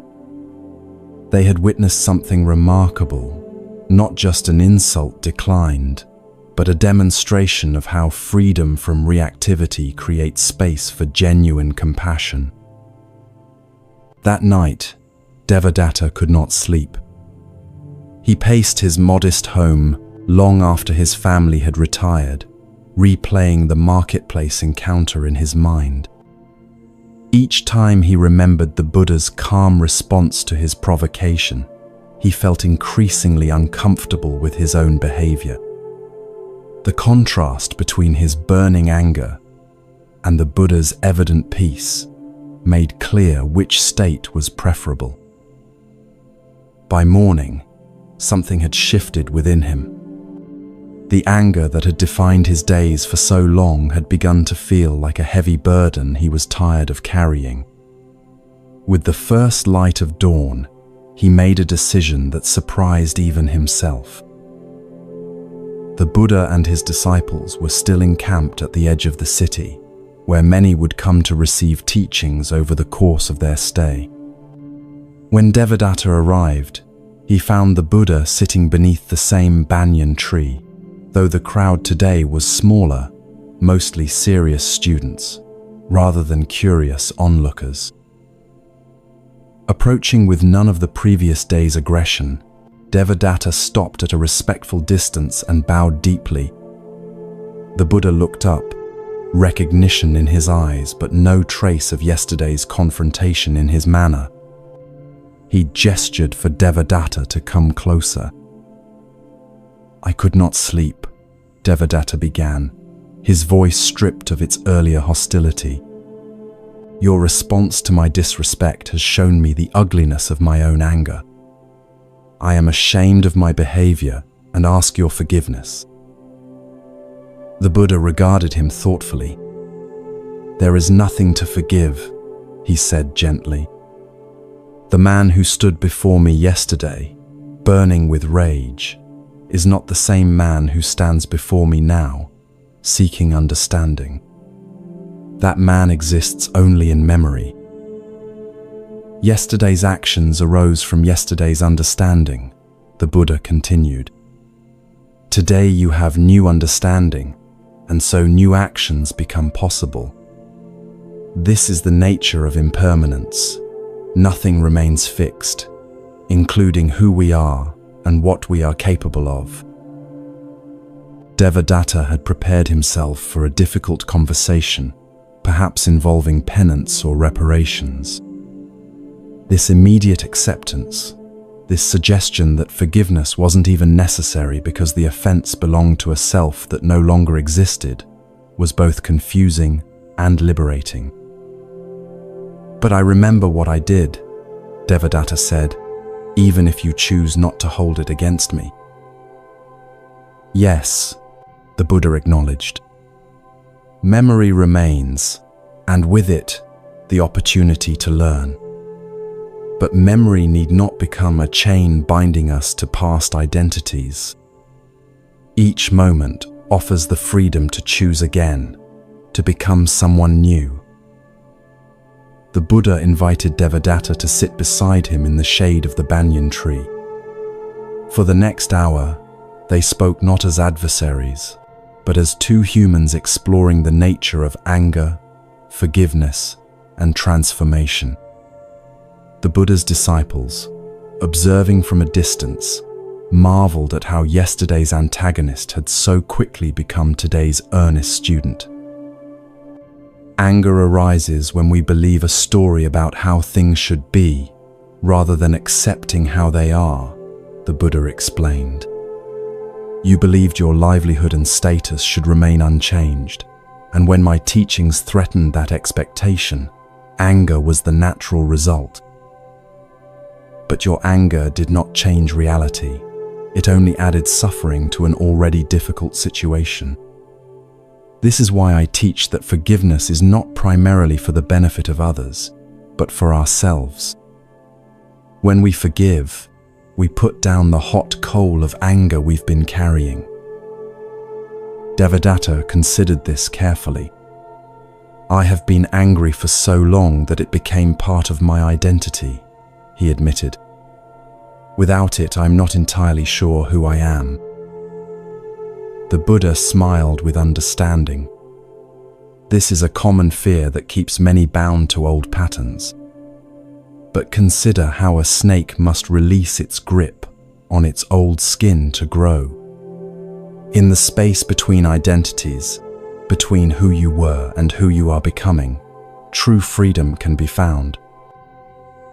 As their conversation continued, others gathered to listen, drawn by the remarkable sight of yesterday's antagonist, engaged in earnest dialogue with the Buddha. Among them was a young monk named Ananda, who would later become known for his exceptional memory and his role in preserving the Buddha's teachings. Ananda was particularly struck by how the Buddha embodied the forgiveness he taught. There was no performance of magnanimity, no subtle reminders of Devadatta's transgression, just a genuine presence with the person before him as they were in this moment, not as they had been in the past. Master, Ananda asked when there was a pause in the conversation, how did you maintain such peace when Devadatta confronted you yesterday? Were you not angry at all? The Buddha considered the question thoughtfully. Anger arose as a possibility, he acknowledged, as it does for anyone when faced with hostility. But between the arising of anger and acting upon it, there is a space. In that space lies our freedom to choose a different response. Through practice, I have learned to rest in that space, rather than being carried away by the initial reaction. From that space, I could see not just Devadatta's anger, but the suffering beneath it. Seeing suffering naturally evokes compassion rather than retaliation. Devadatta listened intently to this explanation. The idea that there could be space between feeling anger and acting upon it was revolutionary to him. His entire life, he had assumed that anger demanded expression, that restraining it would only cause it to intensify. How does one create this space? He asked. My anger has always felt immediate and overwhelming, leaving no room for choice. It begins with awareness, the Buddha explained. When anger arises, simply noting anger is present creates a small separation between yourself and the emotion. You are not your anger. You are the awareness that notices anger. From this awareness, new possibilities emerge. The breath can be a helpful anchor, he continued. When you feel anger arising, bringing attention to your breathing slows the mind enough to create space for wisdom. In that space, you might ask, will expressing this anger lead to harm or healing? Does it align with who I wish to become? As the day progressed, more people gathered to listen to this unexpected teaching on forgiveness. Many had their own experiences of holding on to resentments that had hardened into bitterness over time. The sight of Devadatta's transformation from hostile opponent to engaged listener in the span of a day offered hope that such burdens could indeed be put down. Toward evening, as the gathering prepared to disperse, Devadatta addressed the Buddha one more time. I came seeking forgiveness, he said, but I'm leaving with something far more valuable, the understanding that I must forgive myself as well. My anger toward you was really anger at my own choices, projected outward. The Buddha nodded, pleased with this insight. Forgiveness is often the most difficult kind, yet without it, our forgiveness of others remains incomplete. When we truly forgive ourselves, we create space for genuine transformation. Remember, he added, forgiveness is not a single act, but a practice, something we cultivate day by day, moment by moment. There will be times when old patterns of anger arise again. When this happens, greet them with the same compassion you would offer a friend who has lost their way, and gently redirect your mind toward peace. In the months and years that followed this encounter, Devadatta underwent a profound transformation. He did not abandon his merchant business entirely, but redirected it toward goods that genuinely benefited others. He became known for fair prices and honest representations of his wares. More surprisingly to those who had known him before, he began to teach what he was learning about managing anger and practicing forgiveness. The story of his confrontation with the Buddha and the unexpected response that catalyzed his change spread throughout the region. Many who heard it found the courage to examine their own resentments and consider the possibility of letting them go, not for the benefit of those who had harmed them, but for their own liberation from suffering. Years later, when the Buddha returned to that same marketplace during his travels, Devadatta was among those who came to welcome him. The two sat once again beneath the banyan tree, no longer as former adversaries, but as fellow travelers on the path of awakening. "Do you remember our first meeting?" Devadatta asked with a smile that acknowledged how far he had come from that angry day. "I remember a man in pain," the Buddha replied simply, "and I see before me now a man at peace. Both are temporary conditions. The freedom lies in knowing that neither defines who you truly are." Ananda, who had accompanied the Buddha on this return journey, later recorded this teaching on forgiveness as one of the most powerful demonstrations of the Dharma in action. The transformation of Devadatta became a frequently cited example of how responding to hatred with compassion could create space for genuine change. As the Buddha continued his teaching that day, he offered what would become one of his most quoted insights on forgiveness. Holding on to anger is like grasping a hot coal with the intent of throwing it at someone else. You are the one who gets burned. This vivid image helped many understand that forgiveness is not a gift we give others, but a liberation we offer ourselves. He also taught that, in this world, hatred has never dispelled hatred. Only love dispels hatred.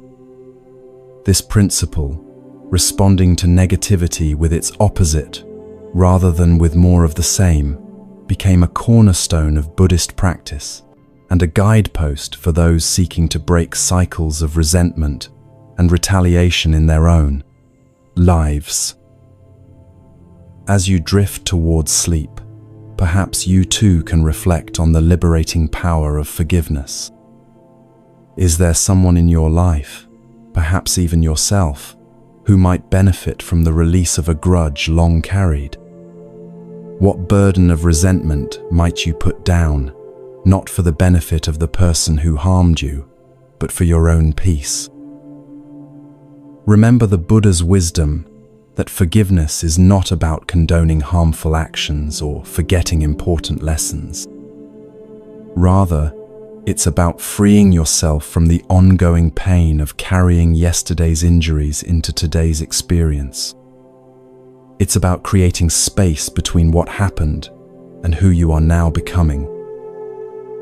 The Buddha taught, you yourself, as much as anybody in the entire universe, deserve your love and affection. This includes the gift of forgiveness, the setting down of burdens too heavy to carry into the future you wish to create.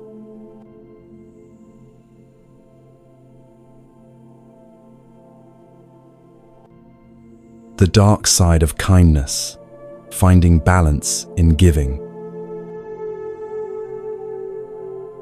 As night deepens around us, we travel to a mountainside monastery nestled among ancient trees, where an unexpected lesson about kindness awaits.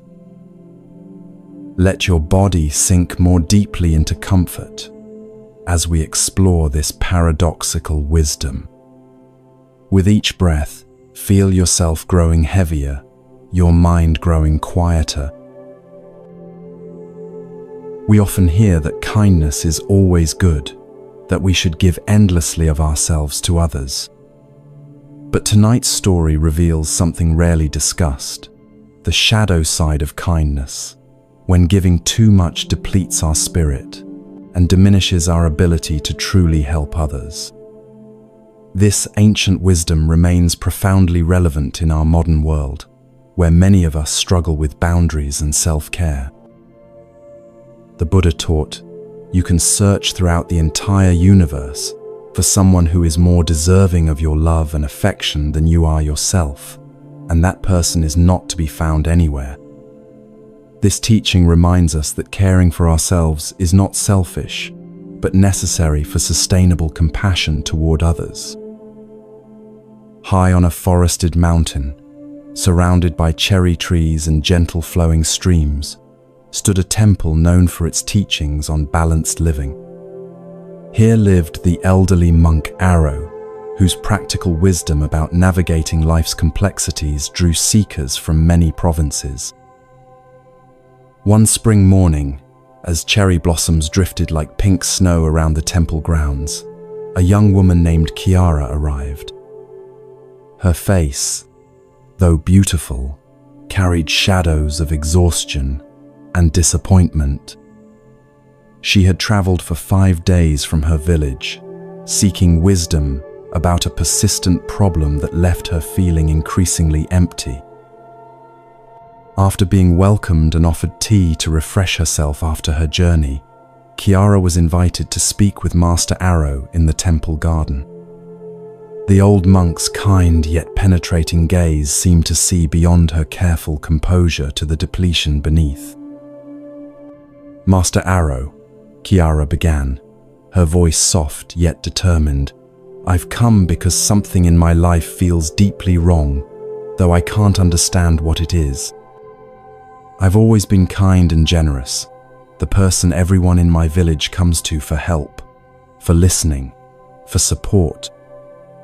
I give everything I can to others, yet I feel increasingly hollow, as if something essential is being drained from me.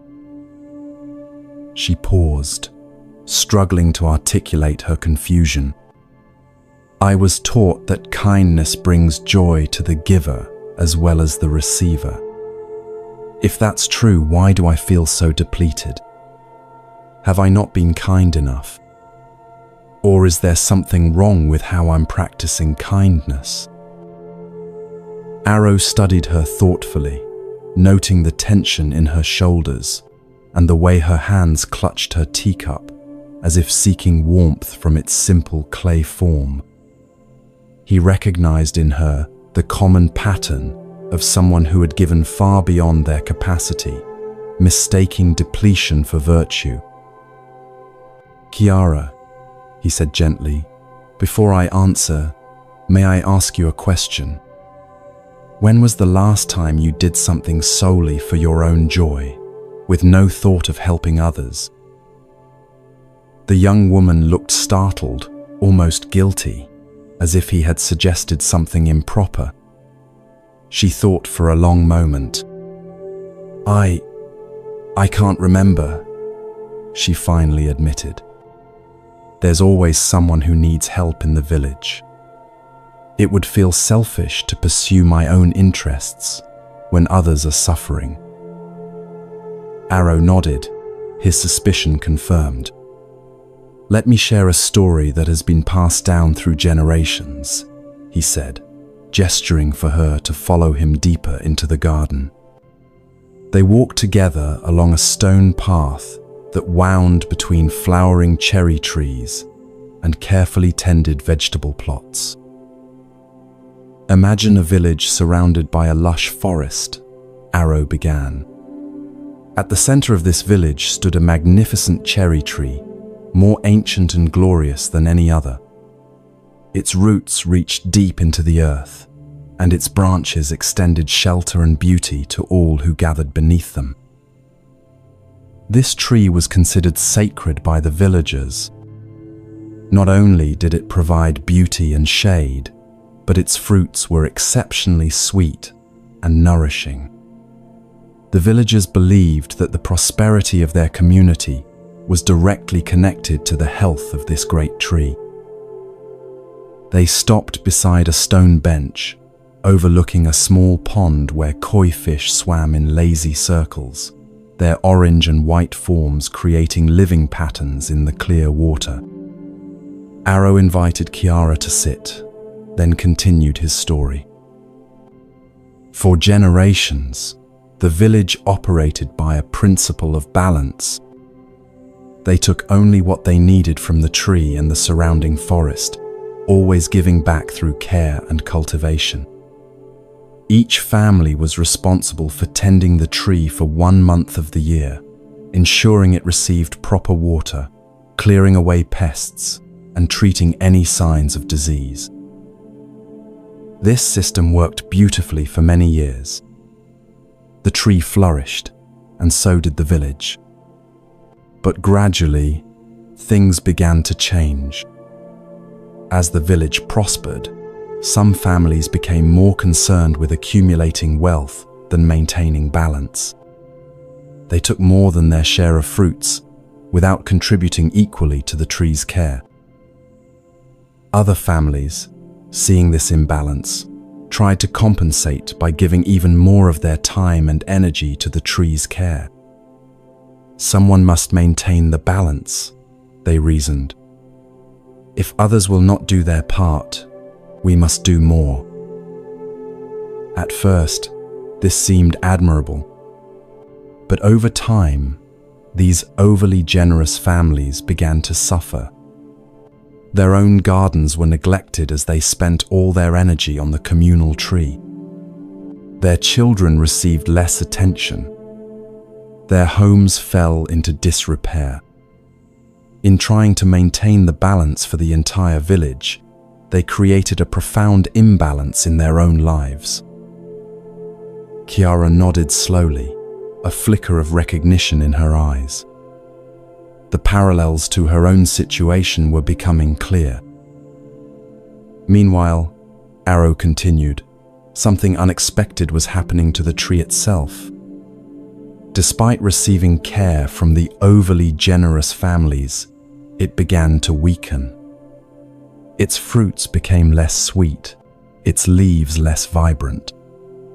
The village elders couldn't understand what was happening until a wise woman who lived at the forest's edge offered an insight.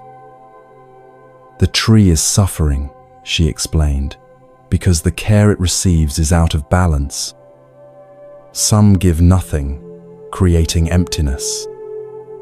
Others give too much, creating dependency. The tree needs balanced, sustainable care from all who benefit from its gifts, not excessive sacrifice from a few." Arrow paused, allowing Kiara time to absorb the metaphor.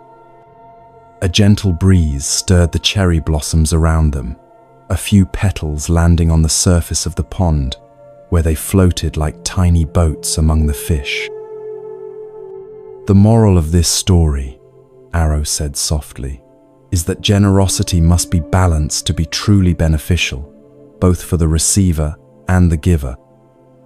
When we give without discernment or boundaries, we not only deplete ourselves, but often create unhealthy dynamics with those around us. You might think that kindness is always good since it helps maintain well-being," he continued. "However, there is what we might call toxic kindness, a form of giving where we forget ourselves entirely, becoming so focused on others' needs that we disappear into the background of our own lives." Kiara's eyes widened at this concept. No one had ever suggested to her that kindness could have a dark side. In her village, self-sacrifice was consistently praised, especially for women. The more one gave, the more virtuous they were considered. Think of a parent, Arrow suggested, who gives everything for their children's well-being to the point of completely neglecting their own health, interests, and dreams. What message does this send to the children? And what happens when that parent inevitably burns out from such unsustainable giving? The children learn that self-neglect is virtuous, Chiara replied thoughtfully. And when the parent burns out, the very people they were trying to help suffer even more from their collapse. Precisely, Arrow nodded. The Buddha taught the middle path, avoiding extremes in all aspects of life. This applies to giving as much as to anything else. Sustainable compassion requires that we honor our own needs alongside those of others. They sat in silence for a moment, watching a dragonfly skim across the pond's surface. Chiara seemed to be processing this new perspective, examining her life through a different lens. There are several ways that excessive kindness becomes harmful, Arrow continued. First, when we never say no to others' requests, we eventually become resentful, even if we hide it from ourselves. This resentment poisons the very kindness we're trying to offer. Second, when we constantly prioritize others' needs above our own, we teach them that our boundaries don't matter. People come to expect our sacrifice rather than appreciating it as a gift freely given. Third, and perhaps most importantly, excessive self-sacrifice often comes from a place of fear rather than love, fear of rejection, fear of not being needed, fear of confrontation. Actions motivated by fear rather than love rarely bring the results we hope for. Chiara looked down at her hands, which had finally relaxed their grip on the teacup. I recognize myself in what you're saying, she admitted. I've been afraid that if I stopped being constantly available to everyone, they would no longer value me. My kindness has been partly about earning my place in the community. Arrow nodded, with compassion. The Buddha taught that there are 4 sublime states of mind: loving, kindness, compassion, sympathetic joy, and equanimity. Note that equanimity, a balanced, peaceful mind, is essential alongside compassion. Without it, our compassion becomes distorted and unsustainable. He rose from the bench and gestured for Chiara to continue walking with him through the garden. They followed the path to a section where medicinal herbs grew in carefully tended beds. Look at how these healing plants are cultivated, Arrow said. They need adequate space around them. If planted too closely together, they compete for nutrients and none thrive. So too, with humans, we need space for our own growth if we are to have anything meaningful to offer others. As they continued their walk, Arrow shared more aspects of balanced giving. He explained how helping others navigate their challenges requires discernment about when assistance supports growth and when it creates dependency. He described the importance of recognizing one's own capacity on any given day, rather than giving from a place of depletion. The Buddha taught that we should be islands unto ourselves, Arrow explained. This doesn't mean isolation, but rather developing inner resources so that our well-being isn't entirely dependent on external validation or roles. From this stable inner island, we can reach out to others in genuine service rather than from need. By midday, they had completed a circuit of the temple grounds and returned to a small pavilion where a simple lunch awaited them. As they ate rice, vegetables, and pickled radishes, Kiara asked the question that had been forming in her mind throughout their conversation. Master Arrow, how do I find the right balance? How do I continue to be kind without losing myself in the process? Arrow smiled, pleased with her willingness to explore this nuanced territory. The Buddha offered guidance through what he called the middle way, finding the path between harmful extremes. Let me share some practical approaches to balanced kindness. First, establish clear boundaries. Decide what you can genuinely offer without resentment, and practice communicating these limits clearly and kindly. For example, you might say, "I can listen to you for half an hour this afternoon, and then I need to attend to my own work."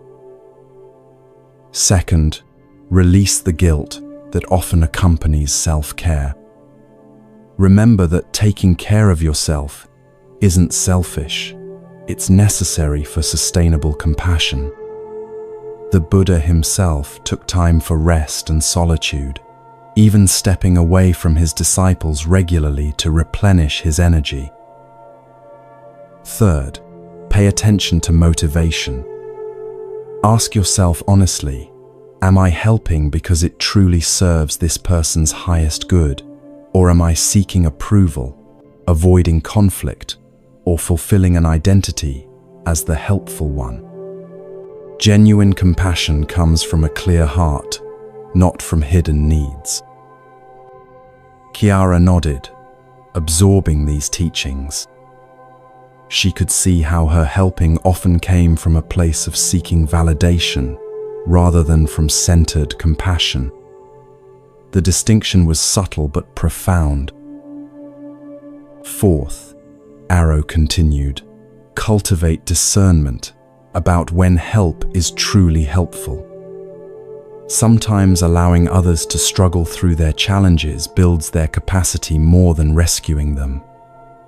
Ask, am I supporting growth or fostering dependency before jumping in to solve problems for others? Finally, create a list of priorities that includes your own well-being and growth. The Buddha taught that we have duties to ourselves as well as to others. These include developing wisdom, ethical conduct, and inner peace, none of which can be achieved if we're constantly depleted from excessive giving. After lunch, they moved to a quiet meditation hall where afternoon sunlight filtered through paper windows, creating a golden atmosphere conducive to reflection. Here, Arrow guided Kiara through a meditation practice specifically designed to cultivate balanced compassion. Begin by extending kindness to yourself, he instructed. Imagine filling your own cup first, until it naturally overflows to others. This isn't selfish. It's the only sustainable approach to genuine compassion. The meditation began with self-compassion, then gradually expanded to include loved ones, neutral persons, difficult people, and finally all beings. Throughout, Arrow emphasized maintaining equanimity, a balanced heart that offers love without becoming overwhelmed by others' suffering. The Buddha taught that true compassion includes wisdom, Arrow explained after the meditation concluded.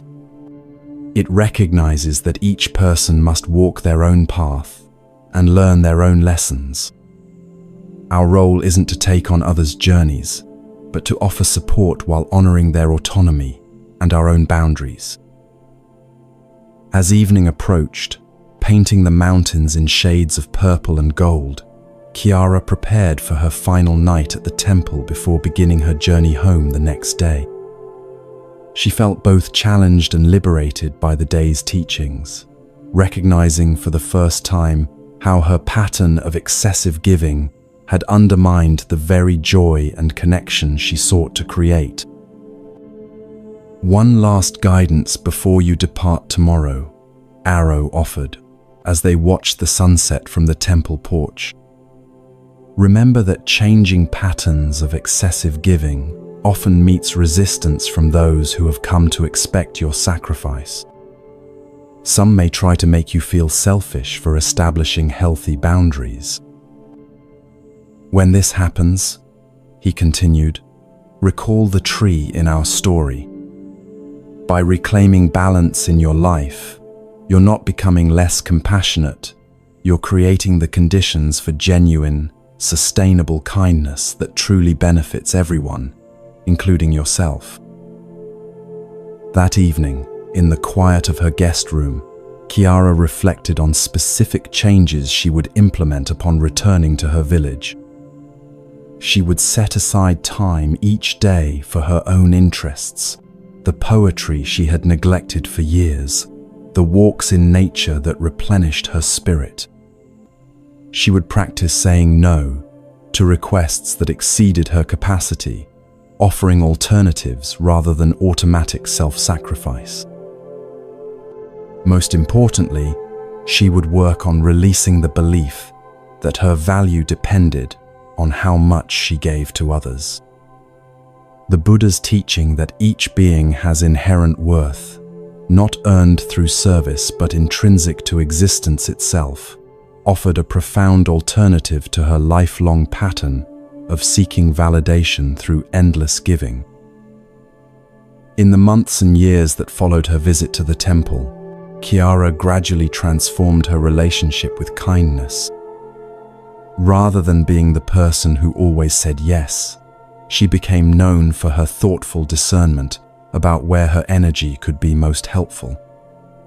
She learned to give from a place of genuine choice rather than compulsion or fear.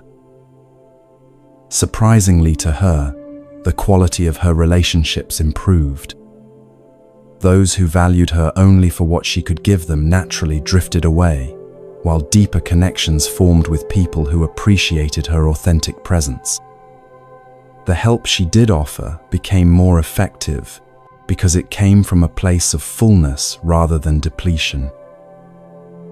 Occasionally, Kiara returned to the mountain temple to deepen her understanding with Master Arrow.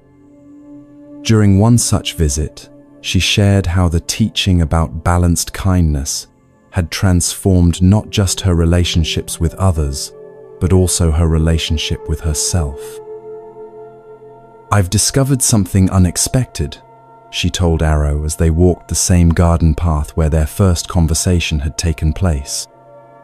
"When I give with healthy boundaries and from genuine choice rather than obligation, the giving itself brings me joy.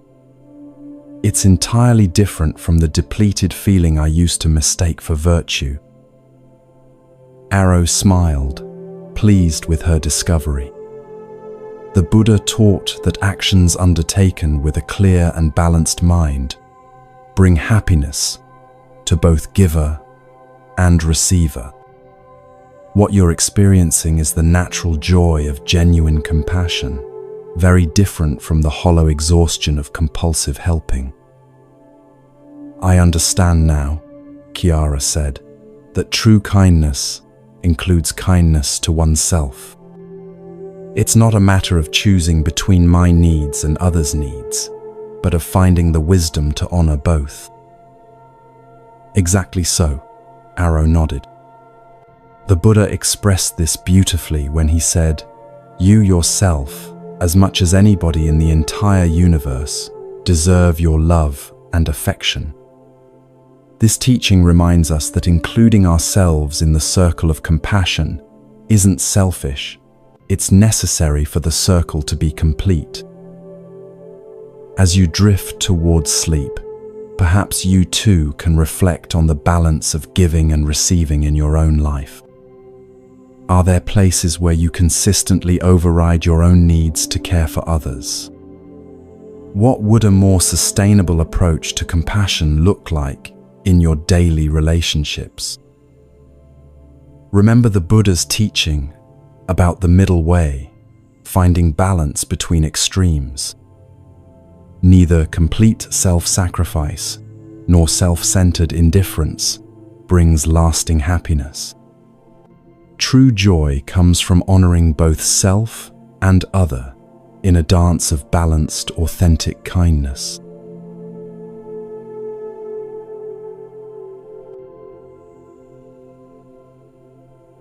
The art of forgiveness, finding freedom through letting go. As our journey through ancient wisdom nears its completion, we arrive at a small temple nestled beside a mountain lake, where fireflies dance over still waters, and the air carries the scent of pine and distant rain. Allow yourself to settle even more deeply into comfort as we explore our final teaching. With each breath, feel your body becoming heavier, your mind growing more peaceful.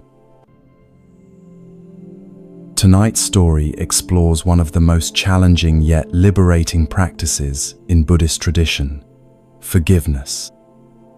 Not the kind of forgiveness that excuses harmful actions or pretends wounds don't exist, but a deeper forgiveness that frees us from the prison of resentment and allows healing to begin. The Buddha taught, holding on to anger is like grasping a hot coal with the intent of throwing it at someone else. You are the one who gets burned. This profound insight reveals that forgiveness is not primarily a gift we offer others, but a liberation we grant ourselves. In a tranquil valley where mist gathered each morning among ancient cedars, there stood a modest temple known for its teachings on inner peace and reconciliation. Here lived the respected master Kumin, whose gentle approach to life's deepest wounds drew people from many provinces, each carrying burdens of hurt that had hardened into resentment over time. On a summer evening when the air was sweet with the scent of night-blooming jasmine, a middle-aged man named Takeo arrived at the temple gate. Unlike many who came with clear questions or specific problems, Takeo's face revealed only a general weariness, the kind that comes not from physical exertion but from carrying invisible weights for many years. After being welcomed and offered a simple meal, Takeo sat with Master Kumin in the temple's meditation garden, where the sound of a small waterfall created a soothing backdrop for conversation. Fireflies had begun to appear as dusk deepened, their gentle lights blinking like stars come down to earth.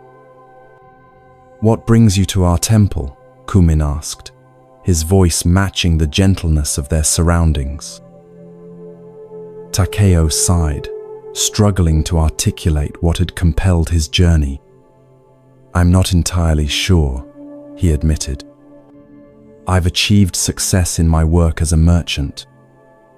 My children are grown and doing well. I have no specific complaint I can name, yet I feel burdened, as if I'm carrying a weight that keeps me from experiencing the joy my life should hold." Kumin nodded, recognizing in Takeo's words a common condition, one he had seen in many who came to the temple. "Often, the heaviest burdens we carry are invisible," he said. "Tell me, are there people in your life you've been unable to forgive?" The question seemed to catch Takeo by surprise. He had expected inquiries about his spiritual practices, or perhaps suggestions for meditation techniques. This direct reference to forgiveness touched something deep, a tender spot he usually avoided. "There are some," he acknowledged after a pause, his voice growing quieter. "My former business partner who cheated me 20 years ago. A childhood friend who betrayed a confidence and turned others against me. My father, who was often harsh and never gave the approval I sought. He stopped, seeming surprised by how readily these old wounds had surfaced. "And yourself?" Kumin asked gently. "Have you forgiven yourself for your own mistakes and limitations?" Takeo looked startled, as if this possibility had never occurred to him. I'm not sure," he stammered. "I've always believed in holding myself to high standards." Kumin smiled with compassion. "Perhaps tonight I could share a story about forgiveness, one that has helped many understand its deeper nature. Would that be welcome?" Takeo nodded, settling more comfortably on his cushion as night deepened around them. The temple attendants lit paper lanterns along the garden paths, creating pools of warm light in the gathering darkness. "This story," Kumin began, "has been passed down through generations of Buddhist teachers. It concerns an encounter between the Buddha and a man whose heart was consumed by bitterness. Many centuries ago, in the time when the Buddha walked the dusty roads of northern India, his reputation for wisdom and compassion had spread throughout the region. People from all walks of life, from kings to beggars, sought his guidance on matters both practical and profound. One day, as the Buddha sat teaching beneath a banyan tree in a busy marketplace, a merchant approached with anger evident in every line of his body. This man had heard the Buddha's teachings about forgiveness and compassion and found them not just disagreeable but personally offensive. You see, the merchant had been deeply wronged earlier in his life. His business partner had stolen from him, taking not just material wealth, but also damaging his reputation with false accusations. The injustice had festered in his heart for decades, becoming the center around which his identity had formed. The very idea that he should forgive this wrong seemed to invalidate his suffering and excuse the harm done to him. With each step toward the Buddha, his anger grew, fueled by years of rehearsing his grievances and imagining revenge he had never been able to enact. Takeo shifted uncomfortably on his cushion, perhaps recognizing something of himself in this description. The weight he had spoken of seemed more tangible now, as if being named had given it substance. The merchant stood before the Buddha, Kumin continued, and without preamble, spat directly in his face, an act of profound disrespect intended to provoke a reaction that would reveal the teacher's serene composure as merely a performance.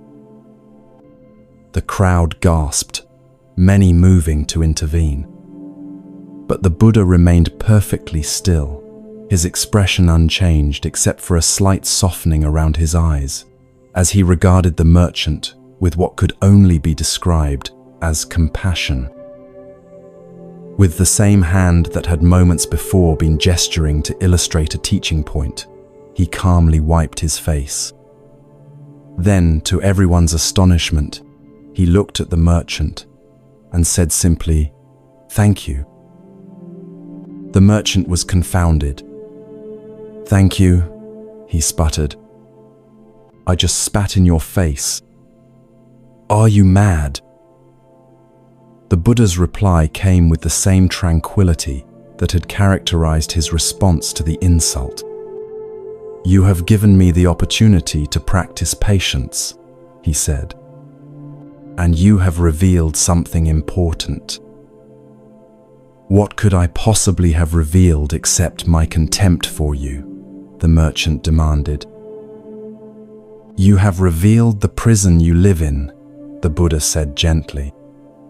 "For a man whose heart is free does not need to spit in another's face." Kumin paused here, allowing the image to resonate in the quiet garden.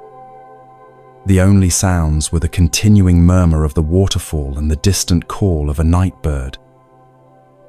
The merchant left in confusion that day, he continued after a moment.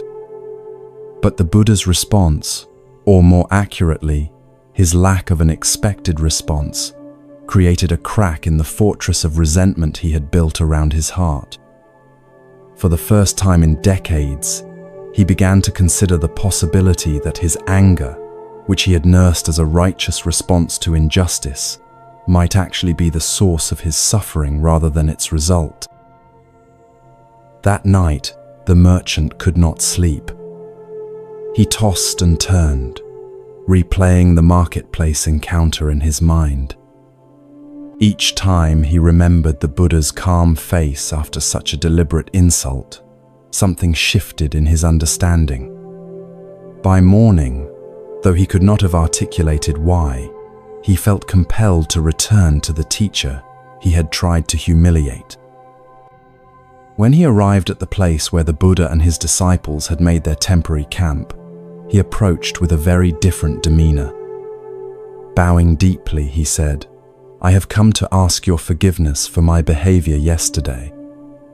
I don't understand why, but I could not rest until I had done so." The Buddha looked at him with the same gentle attention he had offered the day before. "There is nothing to forgive," he said, surprising the merchant once again. "The man who stood before me yesterday, burning with rage, is not the same man who stands before me now, seeking understanding. That man exists only in memory." "But I remember what I did," the merchant protested. "The shame of it kept me awake all night." "Yes," the Buddha acknowledged, "memory remains, and with it the opportunity to learn. But you are not bound to continue being the person who acted from such suffering. Each moment offers the freedom to choose again, to become someone new." Takeo's posture had changed as he listened to the story. The tension in his shoulders had visibly released, and his breath had deepened, as if some constriction were beginning to loosen. The Buddha invited the merchant to sit with him, Kumin continued. For the next hour, they spoke not as adversaries, but as two humans exploring the nature of anger, forgiveness, and transformation. The Buddha explained that the practice of forgiveness is not about excusing harmful actions or forgetting important lessons, but about freeing oneself from the ongoing pain of carrying yesterday's injuries into today's experience. "Imagine," the Buddha said to the merchant, "that someone shot you with an arrow. Would you leave the arrow in your flesh, allowing it to continue causing pain long after the archer had gone? Of course not, you would remove it immediately. Yet when someone harms us with words or actions, we often leave the arrow of resentment embedded in our hearts for years, decades, even lifetimes. But removing the arrow doesn't mean the person who shot it shouldn't face consequences," the merchant argued. "Justice still matters." Indeed, the Buddha agreed. Forgiveness doesn't mean we abandon discernment or appropriate action. We can still establish boundaries, seek restoration, or even pursue justice through proper channels. But we do so from a mind unclouded by hatred, which is more likely to result in genuine resolution rather than escalating cycles of harm. The fireflies had grown more numerous now, their intermittent lights creating a magical atmosphere in the temple garden. Takeo watched their dancing patterns as he absorbed the story, his face reflecting deep reflection. "What happened to the merchant?" he asked after a while. Kumin smiled. "The merchant became one of the Buddha's most dedicated students. Having experienced the weight of carrying resentment and the freedom of letting it go, he was uniquely positioned to help others find the same liberation. The very experience that had been his prison became, through forgiveness, his path to freedom. But, Takeo objected, surely it can't be that simple. Some wounds are too deep, some injustices too severe to simply let go. You're right that it's not simple, Kumin acknowledged. Forgiveness is rarely a single act, but rather a process, sometimes a lengthy one. The Buddha never suggested that we deny our pain or prematurely declare ourselves over it. What he offered was a practice, a way of gradually releasing our grip on resentment. Would you like to learn this practice? Kumin asked. Takeo nodded, his earlier weariness now replaced by a cautious hope. The practice begins with honesty, Kumin explained. We must first acknowledge the full extent of our hurt without minimizing it. This honors our experience and creates a foundation for genuine rather than superficial forgiveness. Next, we recognize that holding on to resentment isn't protecting us from further harm, but actually prolonging our suffering. As the Buddha taught, it's like continuing to drink poison and expecting the other person to die. Then we distinguish between the action and the person. All harmful actions arise from ignorance, fear, or pain, even those that seem deliberately cruel. This doesn't excuse the behavior, but helps us see the universal human condition behind it. Finally, we make a conscious choice to release our grip on resentment, not for the other person's benefit, but for our own liberation. We might use a visualization of setting down a heavy burden or opening our clenched fist to let something go. Takeo considered these steps thoughtfully. What about forgiving oneself? He asked. You mentioned that earlier, and I realize I may be harsher with my own failings than with others. Self-forgiveness follows the same principles but often proves the most challenging practice, Kumin replied. We must extend to ourselves the same compassion we would offer a dear friend who had made a mistake. The Buddha taught that all beings deserve compassion, and that includes the person in the mirror. As the night deepened around them, Kumin guided Takeo through a forgiveness meditation, first focusing on someone who had caused minor harm, then gradually working toward more significant wounds, including those he had inflicted on himself. The practice didn't aim for immediate transformation, but planted seeds that would continue to grow long after Takeo returned home. Remember, Kumin advised as they concluded their evening together, forgiveness doesn't happen all at once. It's more like watching a tightly closed flower gradually open its petals to the sun. Each small release creates space for more opening, until eventually what seemed impossible becomes your natural way of being.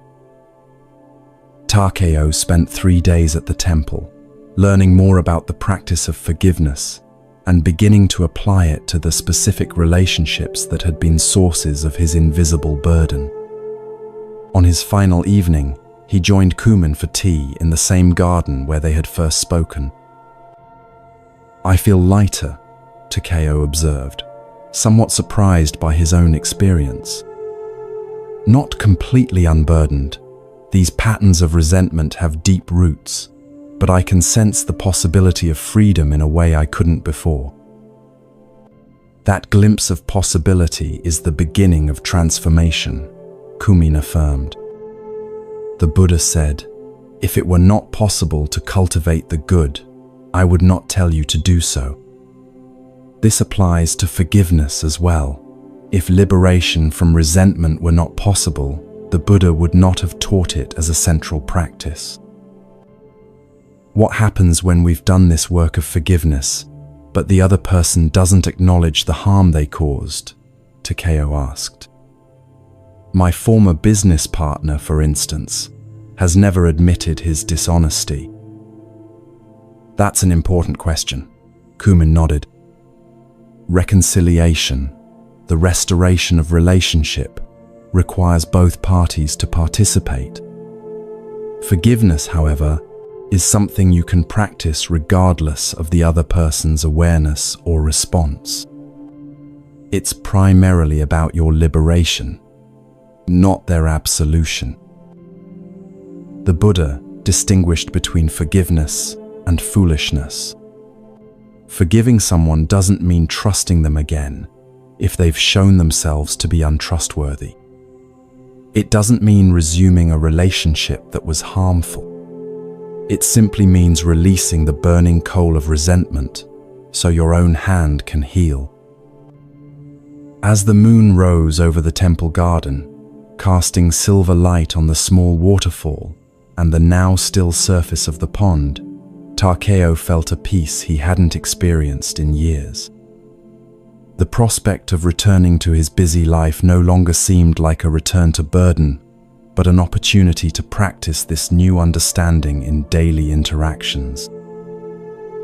One final teaching before you depart tomorrow, Kumin offered. The Buddha said, in the end, only 3 things matter: how much you loved, how gently you lived, and how gracefully you let go of things not meant for you. Forgiveness is the art of letting go with grace, releasing not just others from the prison of your judgment, but yourself from the prison of your resentment. In the months and years that followed his visit to the temple, Takeo gradually transformed his relationship with the past hurts that had become defining features of his internal landscape. The practice wasn't always easy. There were days when old resentments flared up strongly, especially when triggered by new situations that echoed past wounds. But each time this happened, he would return to the practice Kumin had taught him, acknowledging the pain honestly, recognizing that holding onto it only prolonged his suffering, seeing the universal human condition behind harmful actions, and consciously choosing release rather than retention. With each repetition, the process became more natural, requiring less deliberate effort. Most surprisingly to Takeo, the practice of forgiveness began to change not just his relationship with the past, but his experience of the present. He found himself less easily offended, more readily assuming good intentions behind others' actions, and more capable of addressing conflicts directly before they hardened into resentments. His capacity for joy expanded as the energy previously consumed by maintaining grudges became available for appreciation and creativity. The success he had achieved in his merchant business, which once felt hollow despite its material rewards, now brought genuine satisfaction as he focused on how it allowed him to contribute to his community. Occasionally, Takeo returned to the temple to deepen his practice with Master Kumin. During one such visit, he shared a significant development. He had finally had a conversation with his former business partner, not seeking admission of wrongdoing or even apology, but simply to close that chapter with clarity and peace. The meeting wasn't what I expected, Takeo told Kumin as they walked the same garden path where their first conversation had taken place. He still denies any deliberate deception, seeing the situation entirely differently than I do. In the past, this would have reignited all my resentment. But this time, I could see his perspective, not agree with it, but understand how he might genuinely believe his version of events. That's the deeper forgiveness. Kumin nodded approvingly. Not just letting go of anger, but developing the wisdom to see how differently we all experience the same situations. The Buddha taught that we don't see things as they are, but as we are, through the filters of our own past experiences, fears, and desires. The meeting brought closure in a way I hadn't expected, Takeo continued. Not through vindication or apology, but through releasing my need for either. I realized I don't need him to see what happened through my eyes to be at peace with it myself. You've discovered the true freedom of forgiveness, Kumin smiled. As the Buddha taught, hatred never ceases by hatred, but by love alone is healed. This love isn't sentimental or naive. It's the profound recognition of our shared humanity, with all its blindnesses and capabilities for both harm and healing. As you drift towards sleep, perhaps you too can reflect on the liberating power of forgiveness. Are there resentments you've been carrying, perhaps for so long they've become part of your identity? What would it feel like to begin releasing your grip on these old injuries, not for the benefit of those who caused them, but for your own freedom and peace? Remember that forgiveness doesn't mean excusing harmful actions or pretending wounds don't exist. It doesn't mean resuming relationships that were harmful or trusting those who have shown themselves to be untrustworthy. It simply means putting down the burning coal of resentment so your own hand can heal. The Buddha taught, let go of anger, let go of pride. When you are bound by nothing, you go beyond sorrow. This ancient wisdom offers a path to freedom that begins with a single choice, the choice to open your clenched fist and release what no longer serves your happiness.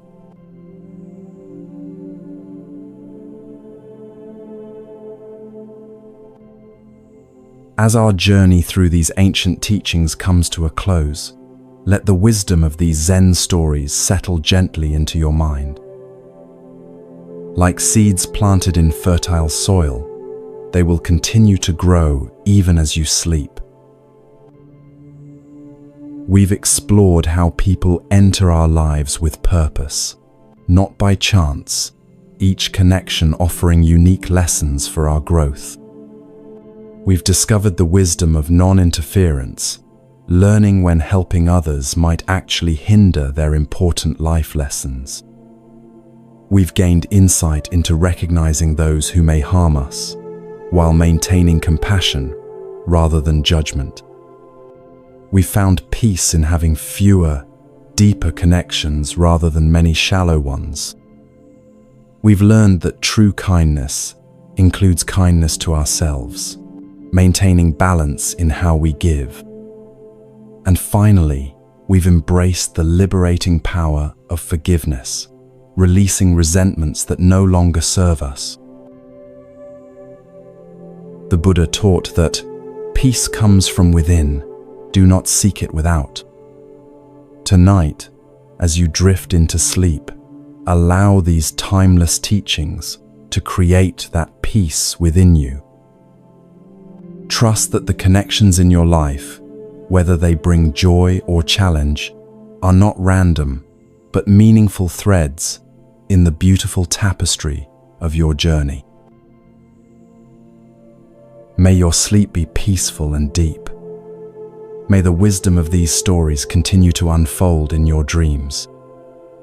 And may you awaken renewed, a little lighter, a little wiser, ready to see with fresh eyes the sacred purpose behind each encounter in your life.